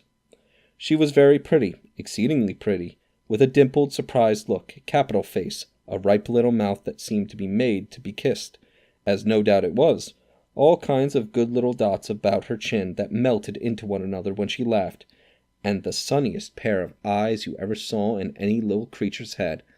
Altogether she was what you would have called provoking, you know. But satisfactory, too. Oh, perfectly satisfactory. He's a comical old fellow, said Scrooge's nephew. That's the truth, and not so pleasant as he might be. However, his offences carry their own punishment, and I have nothing to say against him. I'm sure he's very rich, Fred, hinted Scrooge's niece. At least you always tell me so. What of that, my dear? Said Scrooge's nephew. His wealth is of no use to him. He don't make himself comfortable with it. He hasn't had the satisfaction of thinking that he is ever going to benefit us with it. I have no patience with him, observed Scrooge's niece. Scrooge's niece's sisters and all the other ladies expressed the same opinion. Oh, I have, said Scrooge's nephew. I am sorry for him. I couldn't be angry with him if I tried. Who suffers by his ill whims? Himself, always. Here, he takes it into his head to dislike us, and he won't come and dine with us. What's the consequence? He doesn't lose much of a dinner. Indeed, I think he loses a very good dinner, interrupted Scrooge's niece. Everybody else said the same, and they must be allowed to have been competent judges, because they had just had dinner, and with the dessert upon the table, were clustered round the fire by lamplight. Well, I'm very glad to hear it, said Scrooge's nephew, because I haven't great faith in these young housekeepers. What do you say, Topper? Topper had clearly got his eye upon one of Scrooge's niece's sisters, for he answered that a bachelor was a wretched outcast, who had no right to express an opinion on the subject, whereat Scrooge's niece's sister, the plump one with the lace tucker, not the one with the roses, blushed. Do go on, Fred, said Scrooge's niece, clapping her hands. He never finishes what he begins to say. He is such a ridiculous fellow. Scrooge's nephew revelled in another laugh, and as it was impossible to keep the infection off, though the plump sister tried hard to do it with aromatic vinegar, his example was unanimously followed. I was only going to say, said Scrooge's nephew, that the consequence of him taking a dislike to us and not making merry with us is, as I think, that he loses some pleasant moments which could do him no harm. I am sure he loses pleasanter companions than he can find in his own thoughts, either in his old mouldy office or in dusty chambers. I mean to give him the same chance every year, whether he likes it or not, for I pity him. He may rail at Christmas till he dies, but he can't help thinking better of it. I defy him. If he finds me going there in good temper year after year and saying, Uncle Scrooge, how are you? But it only puts him in the vein to leave his poor clerk £50. That's something, and I think I shook him yesterday. It was their turn to laugh now at the notion of his shaking Scrooge. But being thoroughly good-natured, and not much caring what they laughed at, so that they laughed at any rate, he encouraged them in their merriment, and passed the bottle joyously. After tea they had some music, for they were a musical family, and knew what they were about. When they sung a glee or catch, I can assure you, especially Topper, who could growl away in the bass like a good one, and never swell the large veins in his forehead, or get red in the face over it. Scrooge's niece played well upon the harp, and played among other tunes a simple little air, a mere nothing, you might learn to whistle it in 2 minutes, which had been familiar to the child who fetched Scrooge from the boarding-school, as he had been reminded by the ghost of Christmas past. When this strain of music sounded, all the things that the ghost had shown him came upon his mind. He softened more and more, and thought that if he could have listened to it often, years ago, he might have cultivated the kindness of life for his own happiness with his own hands, without resorting to the sexton's spade that buried Jacob Marley. But they didn't devote the whole evening to music. After a while they played at forfeits, for it is good to be children sometimes, and never better than at Christmas, when its mighty founder was a child himself. Stop! There was first a game of blindman's buff. Of course there was. And I no more believe Topper was really blind than I believe he had eyes in his boots. My opinion is that it was a done thing between him and Scrooge's nephew, and that the ghost of Christmas Present knew it. The way he went after that plump sister and the lace tucker was an outrage on the credulity of human nature. Knocking down the fire-irons, tumbling over the chairs, bumping against the piano, smothering himself among the curtains wherever she went, there went he. He always knew where the plump sister was. He wouldn't catch anybody else. If you had fallen up against him, and some of them did, on purpose, he would have made a feint of endeavoring to seize you, which would have been an affront to your understanding, and would have instantly sidled off in the direction of the plump sister. She often cried out that it wasn't fair, and it really was not. But when at last he caught her, when in spite of all her silken rustlings, and her rapid flutterings past him, he got her into the corner whence there was no escape, then his conduct was the most execrable. For his pretending not to know her, his pretending that it was necessary to touch her headdress, and further to assure himself of her identity by pressing a certain ring upon her finger, and a certain chain about her neck, was vile, monstrous. No doubt she told him her opinion of it, when, another blind man being in office, they were so very confidential together behind the curtains.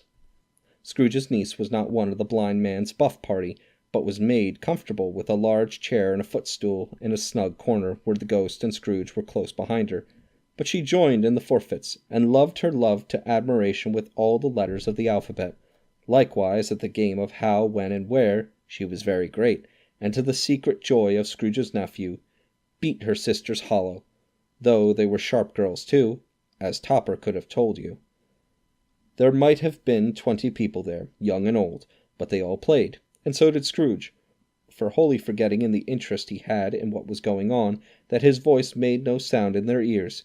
He sometimes came out with his guess quite loud, and very often guessed quite right too, for the sharpest needle, best Whitechapel, warranted not to cut in the eye, was not sharper than Scrooge, blunt as he took it in his head to be. The ghost was greatly pleased to find him in this mood, and looked upon him with such favour, that he begged like a boy to be allowed to stay until the guests departed. But this the spirit said could not be done. "Here is a new game," said Scrooge. "1 half-hour, spirit, only one." It was a game called Yes and No, where Scrooge's nephew had to think of something, and the rest must find out what. He only answering to their questions yes or no, as the case was. The brisk fire of questioning to which he was exposed elicited from him that he was thinking of an animal, a live animal, rather a disagreeable animal, a savage animal, an animal that growled and grunted sometimes, and talked sometimes, and lived in London, and walked about the streets, and wasn't made a show of, and wasn't led by anybody, and didn't live in a menagerie, and was never killed in a market, and was not a horse, or an ass, or a cow, or a bull, or a tiger, or a dog, or a pig, or a cat, or a bear. At every fresh question that was put to him, this nephew burst into a fresh roar of laughter, and was inexpressibly tickled, that he was obliged to get up off the sofa and stamp. At last the plump sister, falling into a similar state, cried out, "I have found it! I know what it is, Fred! I know what it is!" "What is it?" cried Fred. "It's your Uncle Scrooge!" Which it certainly was. Admiration was the universal sentiment, though some objected that the reply to "Is it a bear?" ought to have been "Yes," insomuch as an answer in the negative was sufficient to have diverted their thoughts from Mr. Scrooge, supposing they had ever had any tendency that way. "He has given us plenty of merriment, I am sure," said Fred, "and it would be ungrateful not to drink to his health. Here is a glass of mulled wine ready to our hand at the moment, and I say, Uncle Scrooge!" "Well, Uncle Scrooge!" they cried. "A Merry Christmas and a Happy New Year to the old man, whatever he is," said Scrooge's nephew. "He wouldn't take it from me, but may he have it nevertheless. Uncle Scrooge!" Uncle Scrooge had imperceptibly become so gay and light of heart that he would have pledged the unconscious company in return, and thanked them in an inaudible speech if the ghost had given him time. But the whole scene passed off in the breath of the last words spoken by his nephew, and he and the spirit were again upon their travels. Much they saw, and far they went, and many homes they visited, but always with a happy end. The spirit stood beside sick beds, and they were cheerful. On foreign lands, and they were close at home. By struggling men, and they were patient in their greater hope. By poverty, and it was rich. In almshouse, hospital, and jail, in misery's every refuge, where vain man in his little brief authority had not made fast the door, and barred the spirit out, he left his blessing, and taught Scrooge his precepts. It was a long night, if it were only a night, but Scrooge had his doubts of this, because the Christmas holidays appeared to be condensed into the space of time they passed together. It was strange, too, that while Scrooge remained unaltered in his outward form, the ghost grew older, clearly older. Scrooge had observed this change, but never spoke of it, until they left a children's 12th night party, when looking at the spirit as they stood together in an open place, he noticed that its hair was grey. "Are spirits' lives so short?" said Scrooge. "My life upon this globe is very brief," replied the ghost. "It ends tonight." "Tonight?" cried Scrooge. "Tonight at midnight. Hark, the time is drawing near." The chimes were ringing the 11:15 at that moment. "Forgive me if I am not justified in what I ask," said Scrooge, looking intently at the spirit's robe. "But I see something strange and not belonging to yourself, protruding from under your skirts. Is it a foot or a claw?" "It might be a claw for the flesh there is upon it," was the spirit's sorrowful reply. "Look here." From the foldings of its robe, it brought 2 children, wretched, abject, frightful, hideous, miserable. They knelt down at its feet, and clung upon the outside of its garment. "Oh, man, look here! Look down here!" exclaimed the ghost.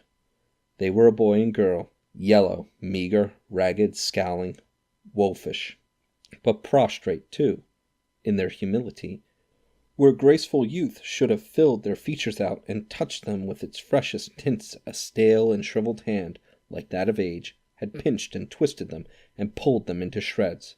Where angels might have sat enthroned, devils lurked and glared out menacing.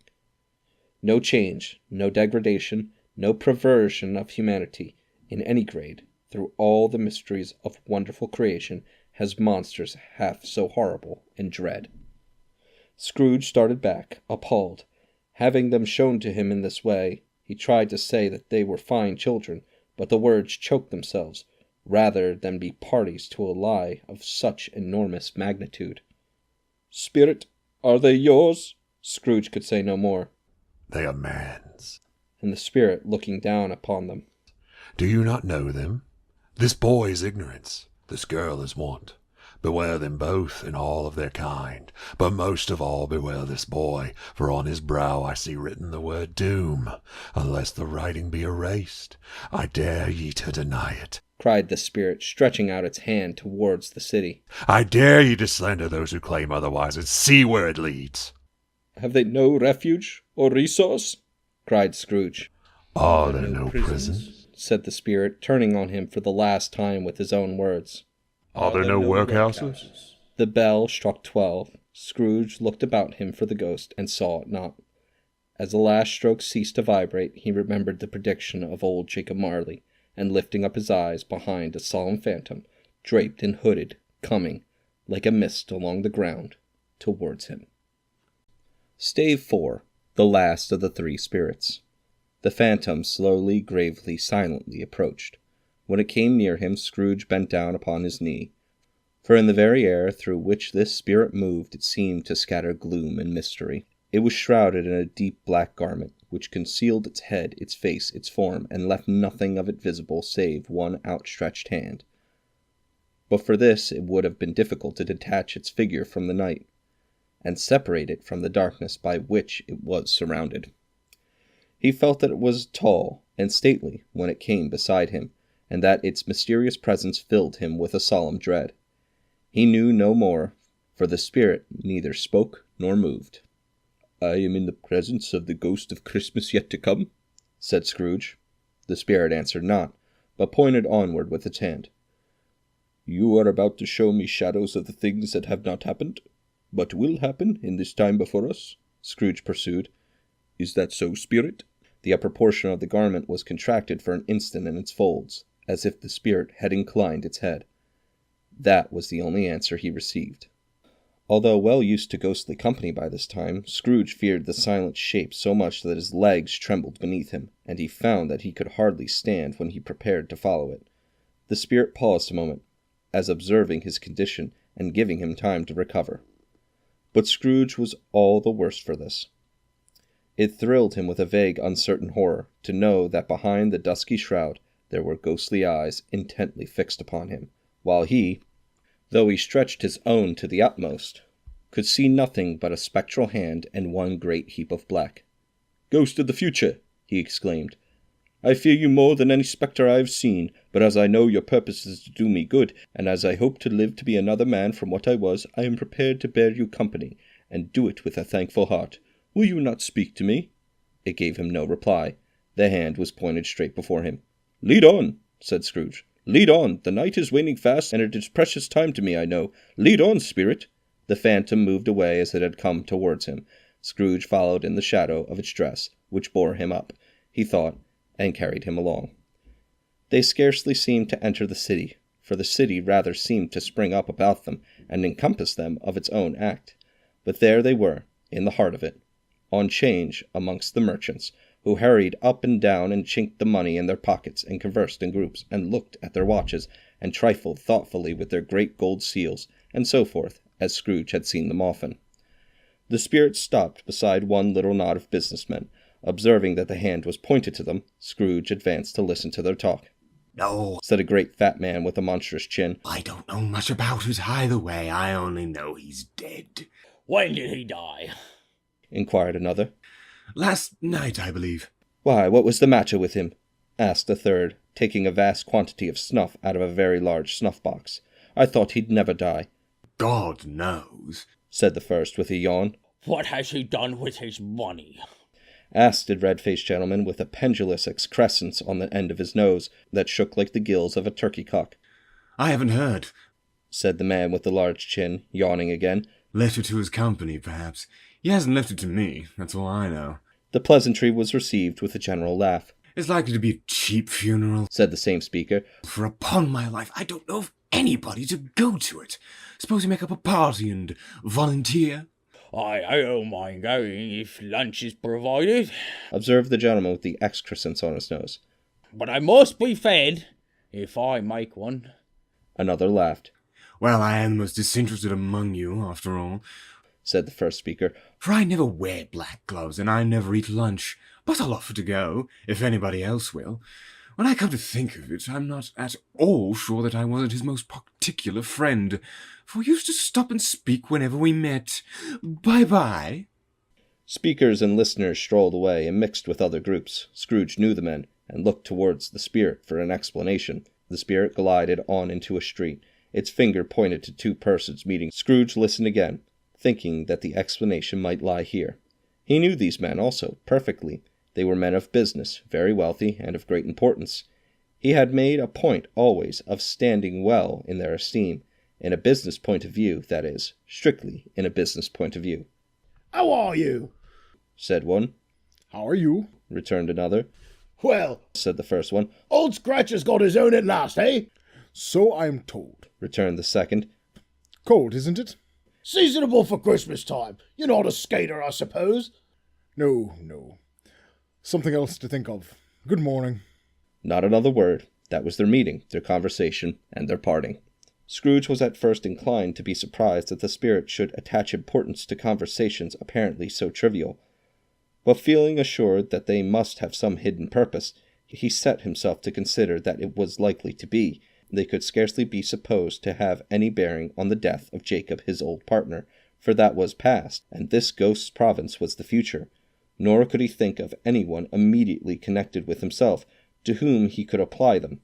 But nothing doubting that to whomsoever they applied they had some latent moral for his own improvement, he resolved to treasure up every word he heard, and everything he saw, and especially to observe the shadow himself when it appeared. for he had an expectation that the conduct of his future self would give him the clue he missed, and would render the solution of these riddles easy. He looked about in that very place for his own image, but another man stood in his accustomed corner, and though the clock pointed to his usual time of day for being there, he saw no likeness of himself among the multitudes that poured in through the porch. It gave him little surprise, however, for he had been revolving in his mind a change of life, and thought and hoped he saw his new-born resolutions carried out in this. Quiet and dark, beside him stood the phantom with its outstretched hand. When he rose himself from his thoughtful quest, he fancied from the turn of the hand, and its situation in reference to himself, that the unseen eyes were looking at him keenly. It made him shudder and feel very cold. They left the busy scene, and went into an obscure part of town, where Scrooge had never penetrated before, although he recognized its situation and its bad repute. The ways were foul and narrow, the shops and houses wretched, the people half-naked, drunken, slipshod, ugly. Alleys and archways, like so many cesspools, disgorged their offences of smell and dirt and life upon the straggling streets, and the whole quarter reeked with crime, with filth, and misery. Far in this den of infamous resort, there was a low-browed beetling shop, below a penthouse roof, where iron, old rags, bottles, bones, and greasy offal were bought. Upon the floor within were piled up heaps of rusty keys, nails, chains, hinges, files, scales, weights, and refuse of iron of all kinds. Secrets that few would like to scrutinize were bred and hidden in mountains of unseemly rags, masses of corrupted fat, and sepulchres of bones. Sitting in among the wares he dealt in, by a charcoal stove, made of old bricks, was a grey-haired rascal, nearly 70 years of age, who had screened himself from the cold air without by a frosty curtaining of miscellaneous tatters, hung up a line, and smoked his pipe in all the luxury of calm retirement. Scrooge and the phantom came into the presence of this man, just as a woman with a heavy bundle slunk into the shop, but she had scarcely entered, when another woman, similarly laden, came in too, and she was closely followed by a man in faded black, who was no less startled by the sight of them than they had been upon the recognition of each other. After a short period of blank astonishment, in which the old man with the pipe had joined them, they all three burst into a laugh. "Let the charwoman alone to be first," cried she who had entered first. "Let the laundress alone to be second, and let the undertaker's man alone to be third. Look here, old Joe, here's a chance, if we haven't all met here without meaning it." The parlor was the space between the screen of rags. The old man raked the fire together with an old stair rod, and having trimmed his smoky lamp, for it was night, with the stem of his pipe. While he did this, the woman who had already spoken threw her bundle on the floor, and sat down in a flaunting manner on a stool, crossing her elbows over her knees, and looking with a bold defiance at the other two. "What odds, Miss Dilber?" said the woman. "Every person has a right to take care of themselves. He always did." "That's true indeed," said the laundress. "No man more so." "Why, then, don't stand staring as if you was afraid, woman. Who's the wiser? We're not going to pick holes in each other's coats, I suppose." "No, indeed," said Mrs. Dilber and the man together. "We should hope not." "Very well, then," cried the woman. "That's enough. Who's the worse for the loss of a few things like these? Not a dead man, I suppose." "No, indeed," said Mrs. Dilber, laughing. "If he wanted to keep 'em after he was dead, a wicked old screw," pursued the woman. "Why wasn't he natural in his lifetime? If he had been, he'd have had somebody to look after him when he was struck with death, instead of lying out gasping out his last there, alone by himself." "It's the truest word that ever was spoke," said Mrs. Dilber. "It's a judgment on him." "I wish it was a little heavier judgment," replied the woman.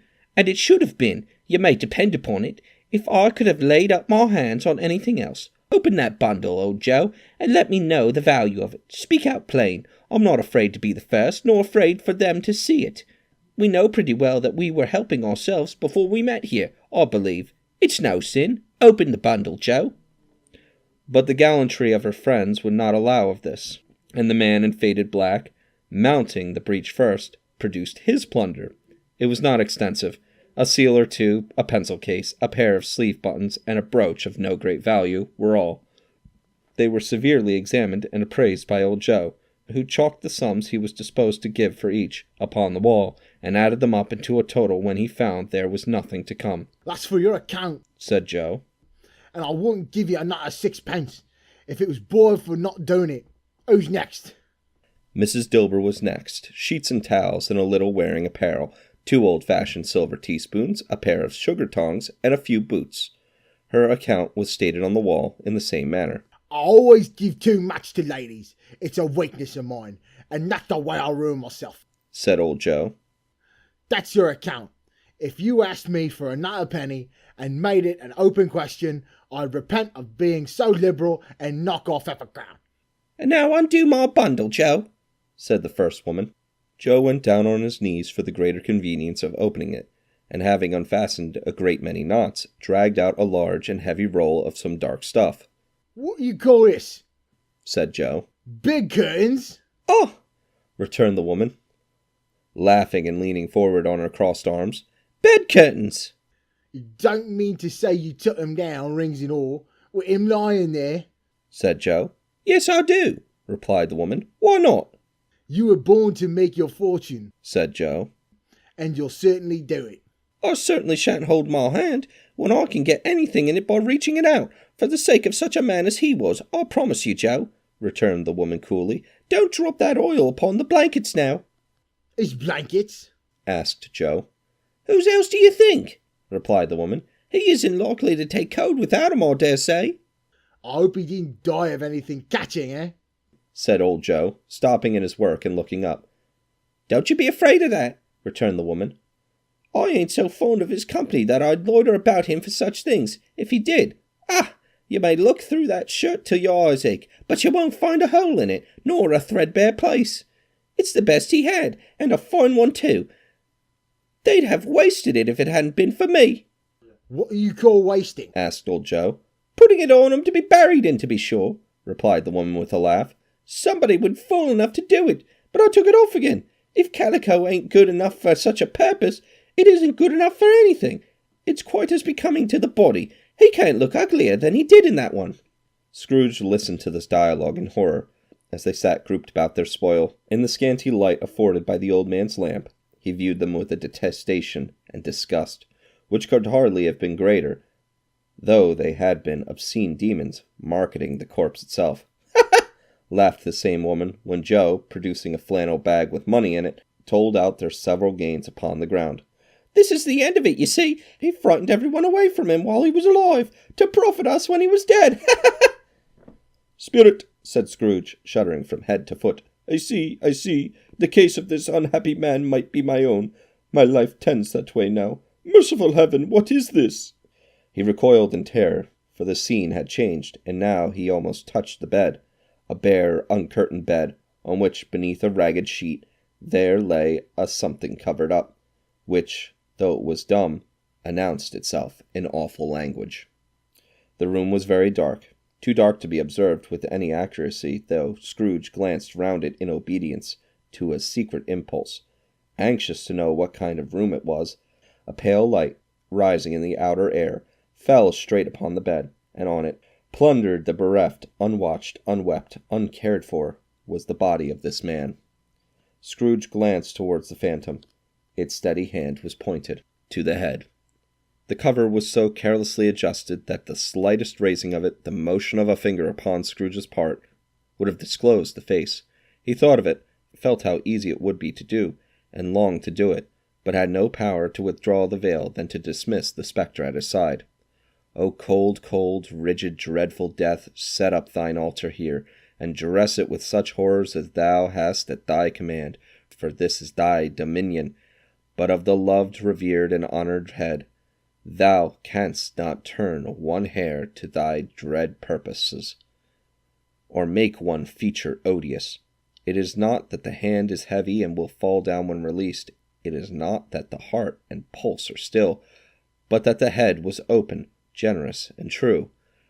The heart brave, warm, and tender, and the pulse a man's. Strike, shadow, strike, and see his good deeds springing from the wound, to sow the world with life immortal." No voice pronounced these words in Scrooge's ears, and yet he heard them when he looked upon the bed. He thought, if this man could be raised up now, What would be his foremost thoughts?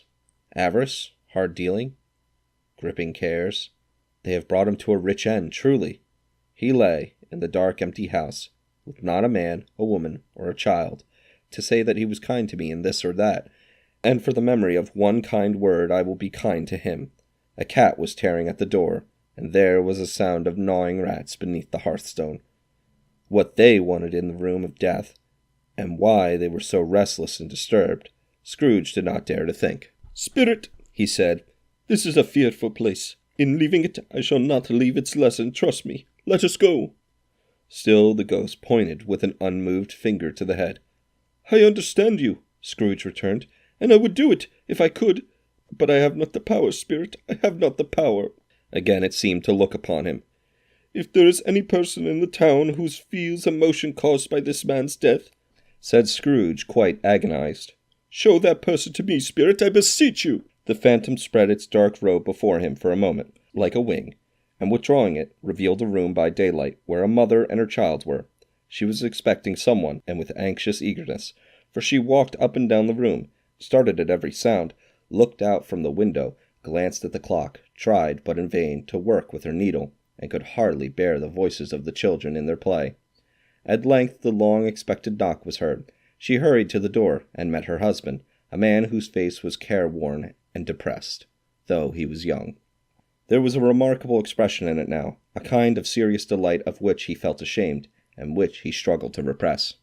He sat down to the dinner that had been hoarding for him by the fire, and when she asked him faintly what news, which was not until after a long silence, he appeared embarrassed how to answer. "Is it good?" she said. "Or bad?" To help him. "Bad," he answered. "We are quite ruined?" "No, there is hope yet, Caroline." "If he relents?" she said, amazed. "There is. Nothing is past hope, if such a miracle has happened." "He is past relenting," said her husband. "He is dead." She was a mild and patient creature if her face spoke truth, but she was thankful in her soul to hear it, and she said so, with clasped hands. She prayed forgiveness the next moment, and was sorry, but the first was the emotion of her heart. What the half-drunken woman whom I told you of last night said to me, when I tried to see him and obtain a week's delay, and what I thought was a mere excuse to avoid me, turns out to have been quite true. He was not only very ill, but dying then. "To whom will our debt be transferred?" "No, I don't know. But before that time we shall be ready with the money, and even though we were not, it would be a bad fortune indeed to find so merciless a creditor in his successor. We may sleep tonight with light hearts, Caroline." Yes, soften it as they would, their hearts were lighter. The children's faces, hushed and clustered round to hear what they so little understood, were brighter. It was a happier house for this man's death. The only emotion that the ghost could show him, caused by the event, was one of pleasure. "Let me see some tenderness connected with a death," said Scrooge, "or that dark chamber, Spirit, which we left just now, will be forever present to me." The ghost conducted him through several streets familiar to his feet, and as they went along, Scrooge looked here and there to find himself, but nowhere was he to be seen. They entered poor Bob Cratchit's house, the dwelling he had visited before, and found the mother and the children seated round the fire. Quiet, very quiet. The noisy little Cratchits were as still as statues in one corner, and sat looking up at Peter, who had a book before him.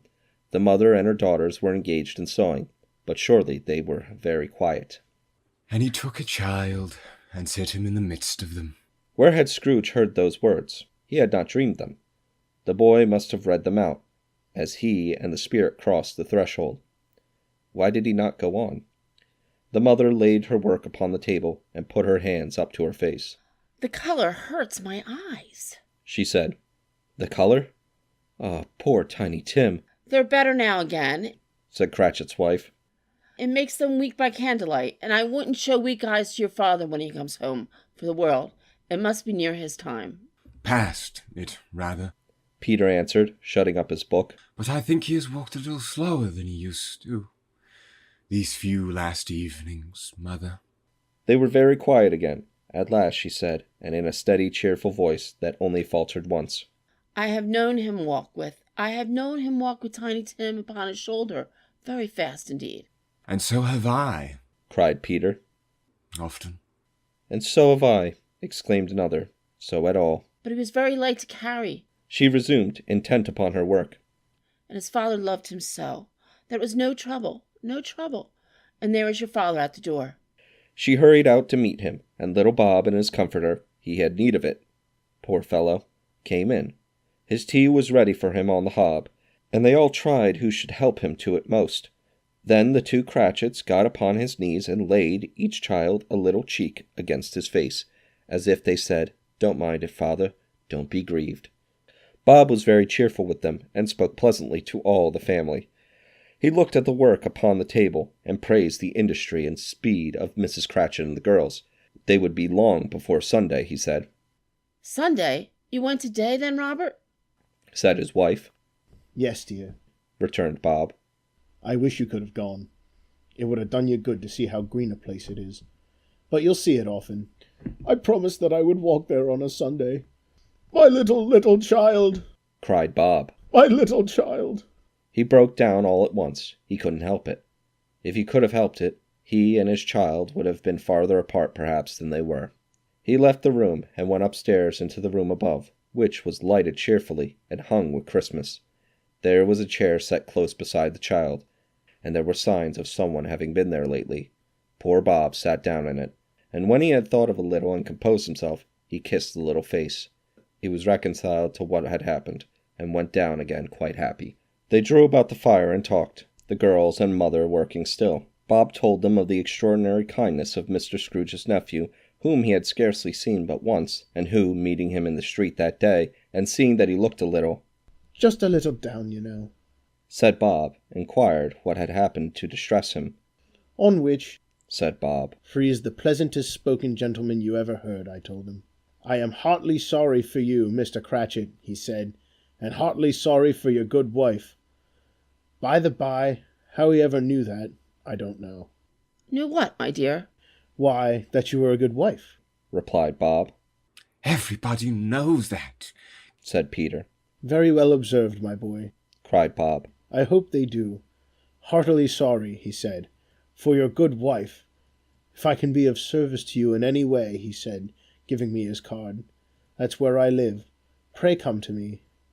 Now it wasn't, cried Bob, for the sake of anything he might be able to do for us, so much as for his kind way, that this was quite delightful. It really seemed as if he had known our Tiny Tim, and felt with us. I'm sure he's a good soul, said Mrs. Cratchit. "You would be surer of it, my dear," returned Bob. "and if you saw and spoke to him, I shouldn't be at all surprised, mark what I say, if he got a Peter a better situation." Only hear that, Peter, said Mrs. Cratchit. "And then," cried one of the girls, "Peter will be keeping company with someone, and setting up for himself." "Get along with you," retorted Peter, grinning. "It's just as likely as not," said Bob. "One of these days, though there's plenty of time for that, my dear. But however and whenever we part from one another, I am sure we shall none of us forget poor Tiny Tim, shall we?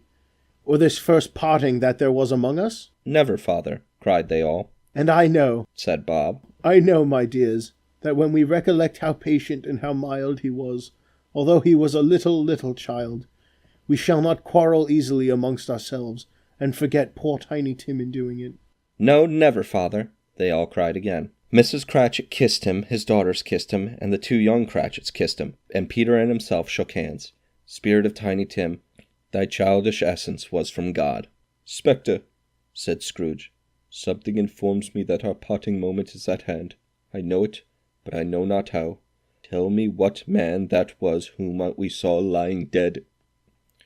The ghost of Christmas yet to come conveyed him as before, though at a different time, he thought. Indeed, there seemed no order in these later visions, save that they were in the future, into the resorts of business men, but showed him not himself. Indeed, the spirit did not stay for anything, but went straight on, as to the end just now desired, until besought by Scrooge to tarry for a moment.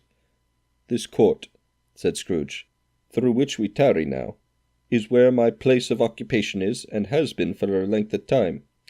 I see the house. Let me behold what I shall be in days to come."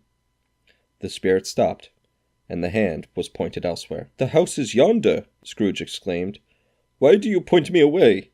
The inexorable finger underwent no change. Scrooge hastened to the window of his office and looked in. It was an office still, but not his. The furniture was not the same, and the figure in the chair was not himself.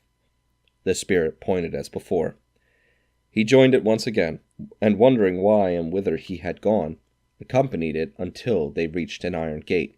He paused to look round before entering. A churchyard. Here, then, the wretched man whose name he had now to learn lay underneath the ground. It was a worthy place. Walled in by houses overrun by grass and weeds, the growth of vegetation's death, not life.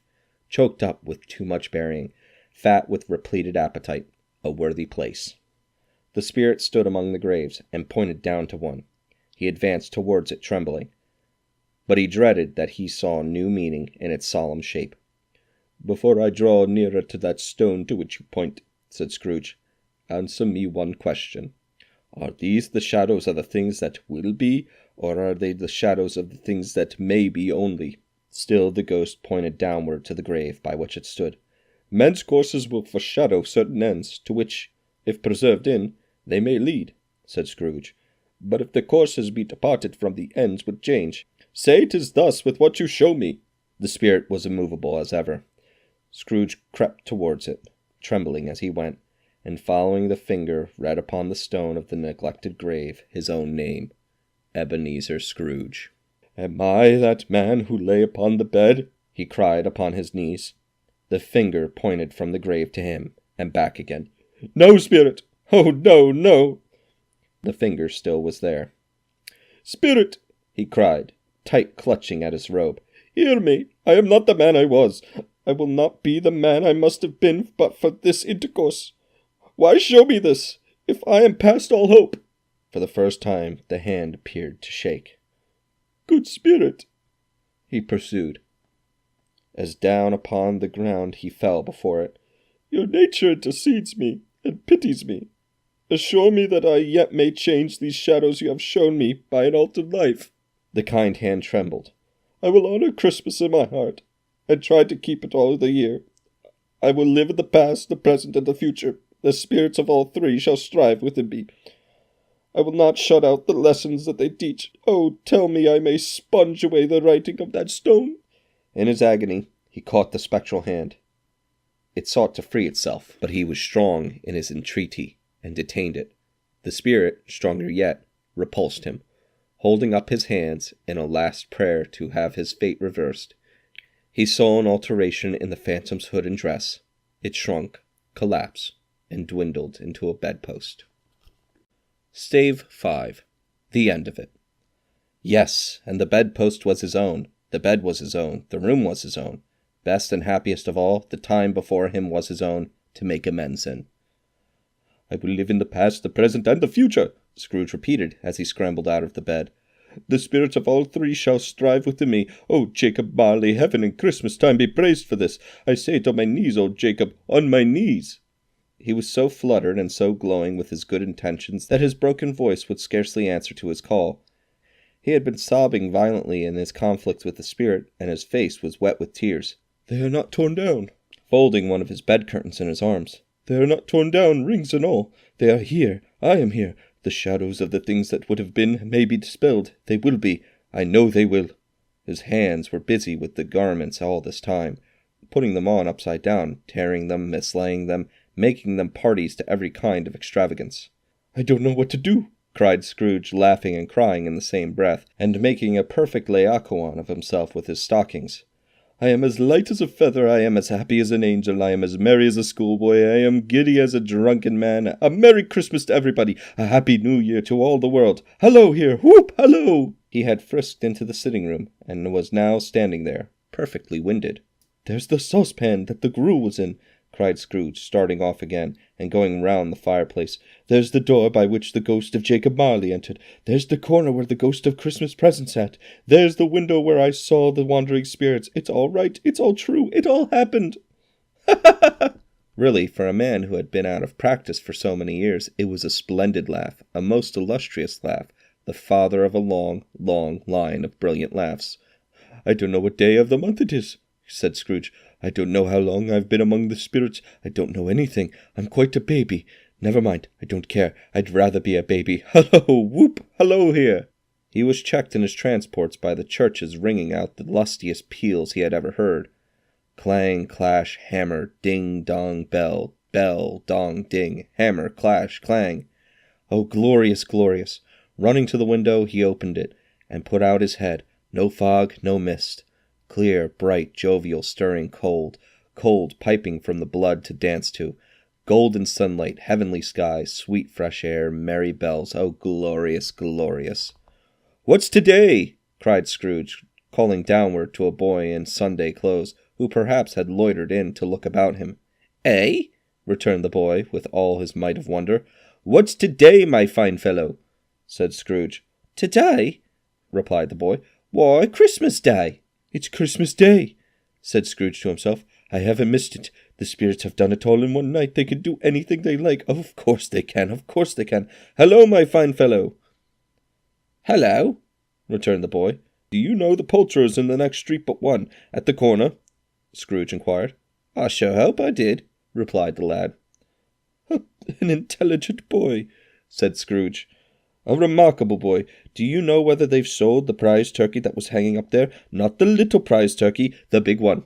"What, the one as big as me?" returned the boy. "What a delightful boy," said Scrooge. "It's a pleasure to talk to him. Yes, my buck." "It's hanging there now," replied the boy. "Is it?" said Scrooge. "Go and buy it." "Walker!" exclaimed the boy. "No, no," said Scrooge. "I am in earnest. Go and buy it and tell him to bring it here, and that I may give him direction where to take it. Come back with this man and I'll give you a shilling. Come back with him in less than 5 minutes and I'll give you half a crown." The boy was off like a shot. He must have had a steady hand at a trigger who could have got a shot off half as so fast. "I'll send it to Bob Cratchit's," whispered Scrooge, rubbing his hands and splitting with a laugh. "He shan't know who sends it. It's twice the size of Tiny Tim. Joe Miller never made such a joke as sending it to Bob's will be." The hand in which he wrote the address was not a steady one, but right if he did, somehow, and went downstairs to open the street door, ready for the coming of the poulterer's man. As he stood there, waiting his arrival, the knocker caught his eye. "I shall love it as long as I live," cried Scrooge, patting it with his hand. "I scarcely ever looked at it before. What an honest expression it has in its face. It's a wonderful knocker. Here's the turkey. Hello, whoop! How are you? Merry Christmas." It was a turkey. He never could have stood upon his legs, that bird. He would have snapped 'em short in a minute, like sticks of sealing wax. "Why, it's impossible to carry that to Camden Town," said Scrooge. "You must have a cab." The chuckle with which he said this, and the chuckle with which he paid for the turkey, and the chuckle with which he paid for the cab, and the chuckle with which he recompensed the boy, were only to be exceeded by the chuckle with which he sat breathless in his chair again, and chuckled till he cried. Shaving was not an easy task, for his hand continued to shake very much, and shaving requires attention, even when you don't dance while you are at it. But if he had cut the end of his nose off, he would have put a piece of sticking plaster over it, and been quite satisfied. He dressed himself all in his best, and at last got out into the streets. The people were by this time pouring forth, as he had seen them with the ghost of Christmas present, and walking with his hands behind him. Scrooge regarded every one with a delighted smile. He looked so irresistibly pleasant, in a word, that 3 or 4 good-humoured fellows said, "Good morning, sir, a Merry Christmas to you." And Scrooge said often afterwards that of all blithe sounds he had ever heard, those were the blithest in his ears.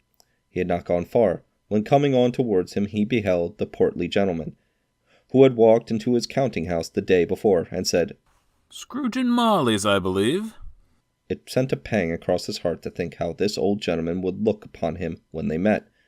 But he knew what path lay straight before him, and he took it. "My dear sir," said Scrooge, quickening his pace, and took the old gentleman by both his hands. "How do you do? I hope you succeeded yesterday. It was very kind of you. A Merry Christmas to you, sir." "Mr. Scrooge?"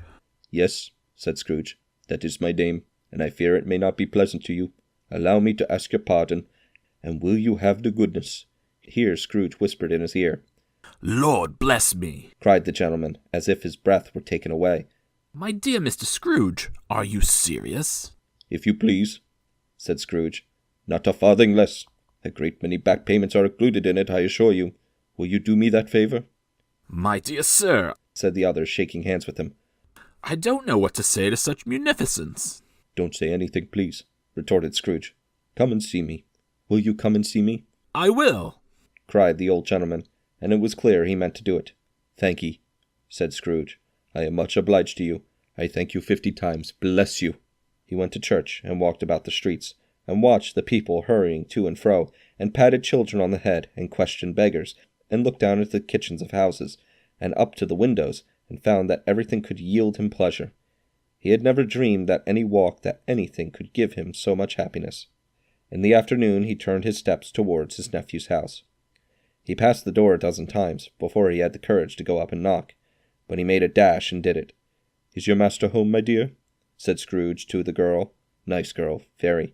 Yes, sir. Where is he, my love? Said Scrooge. He's in the dining room, sir, along with mistress. I'll show you upstairs, if you please. Thank ye. He knows me, said Scrooge, with his hand already on the dining room lock. I'll go in here, my dear. He turned it gently, and sidled his face in, round the door.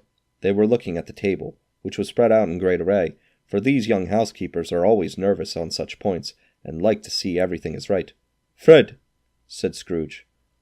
Dear heart alive, how his niece by marriage started! Scrooge had forgotten, for the moment, about her sitting in the corner with a footstool, or he wouldn't have done it on any account. Why, bless my soul, cried Fred. Who's that? It's I, your Uncle Scrooge. I have come to dinner. Will you let me in, Fred? Let him in? It was a mercy he didn't shake his arm off. He was at home in 5 minutes. Nothing could be heartier. His niece looked just the same. So did Topper when he came. So did the plump sister when she came. So did everyone when they came. Wonderful party, wonderful games, wonderful unanimity, wonderful happiness. But he was early at the office next morning. Oh, he was early there. If he could only be there first, and catch Bob Cratchit coming late, that was the thing that he had set his heart upon. And he did it. Yes, he did. The clock struck 9. No Bob. 1/4 past. No Bob. He was a full 18 minutes and a half behind his time. Scrooge sat at his door, wide open, that he might see him come into the tank.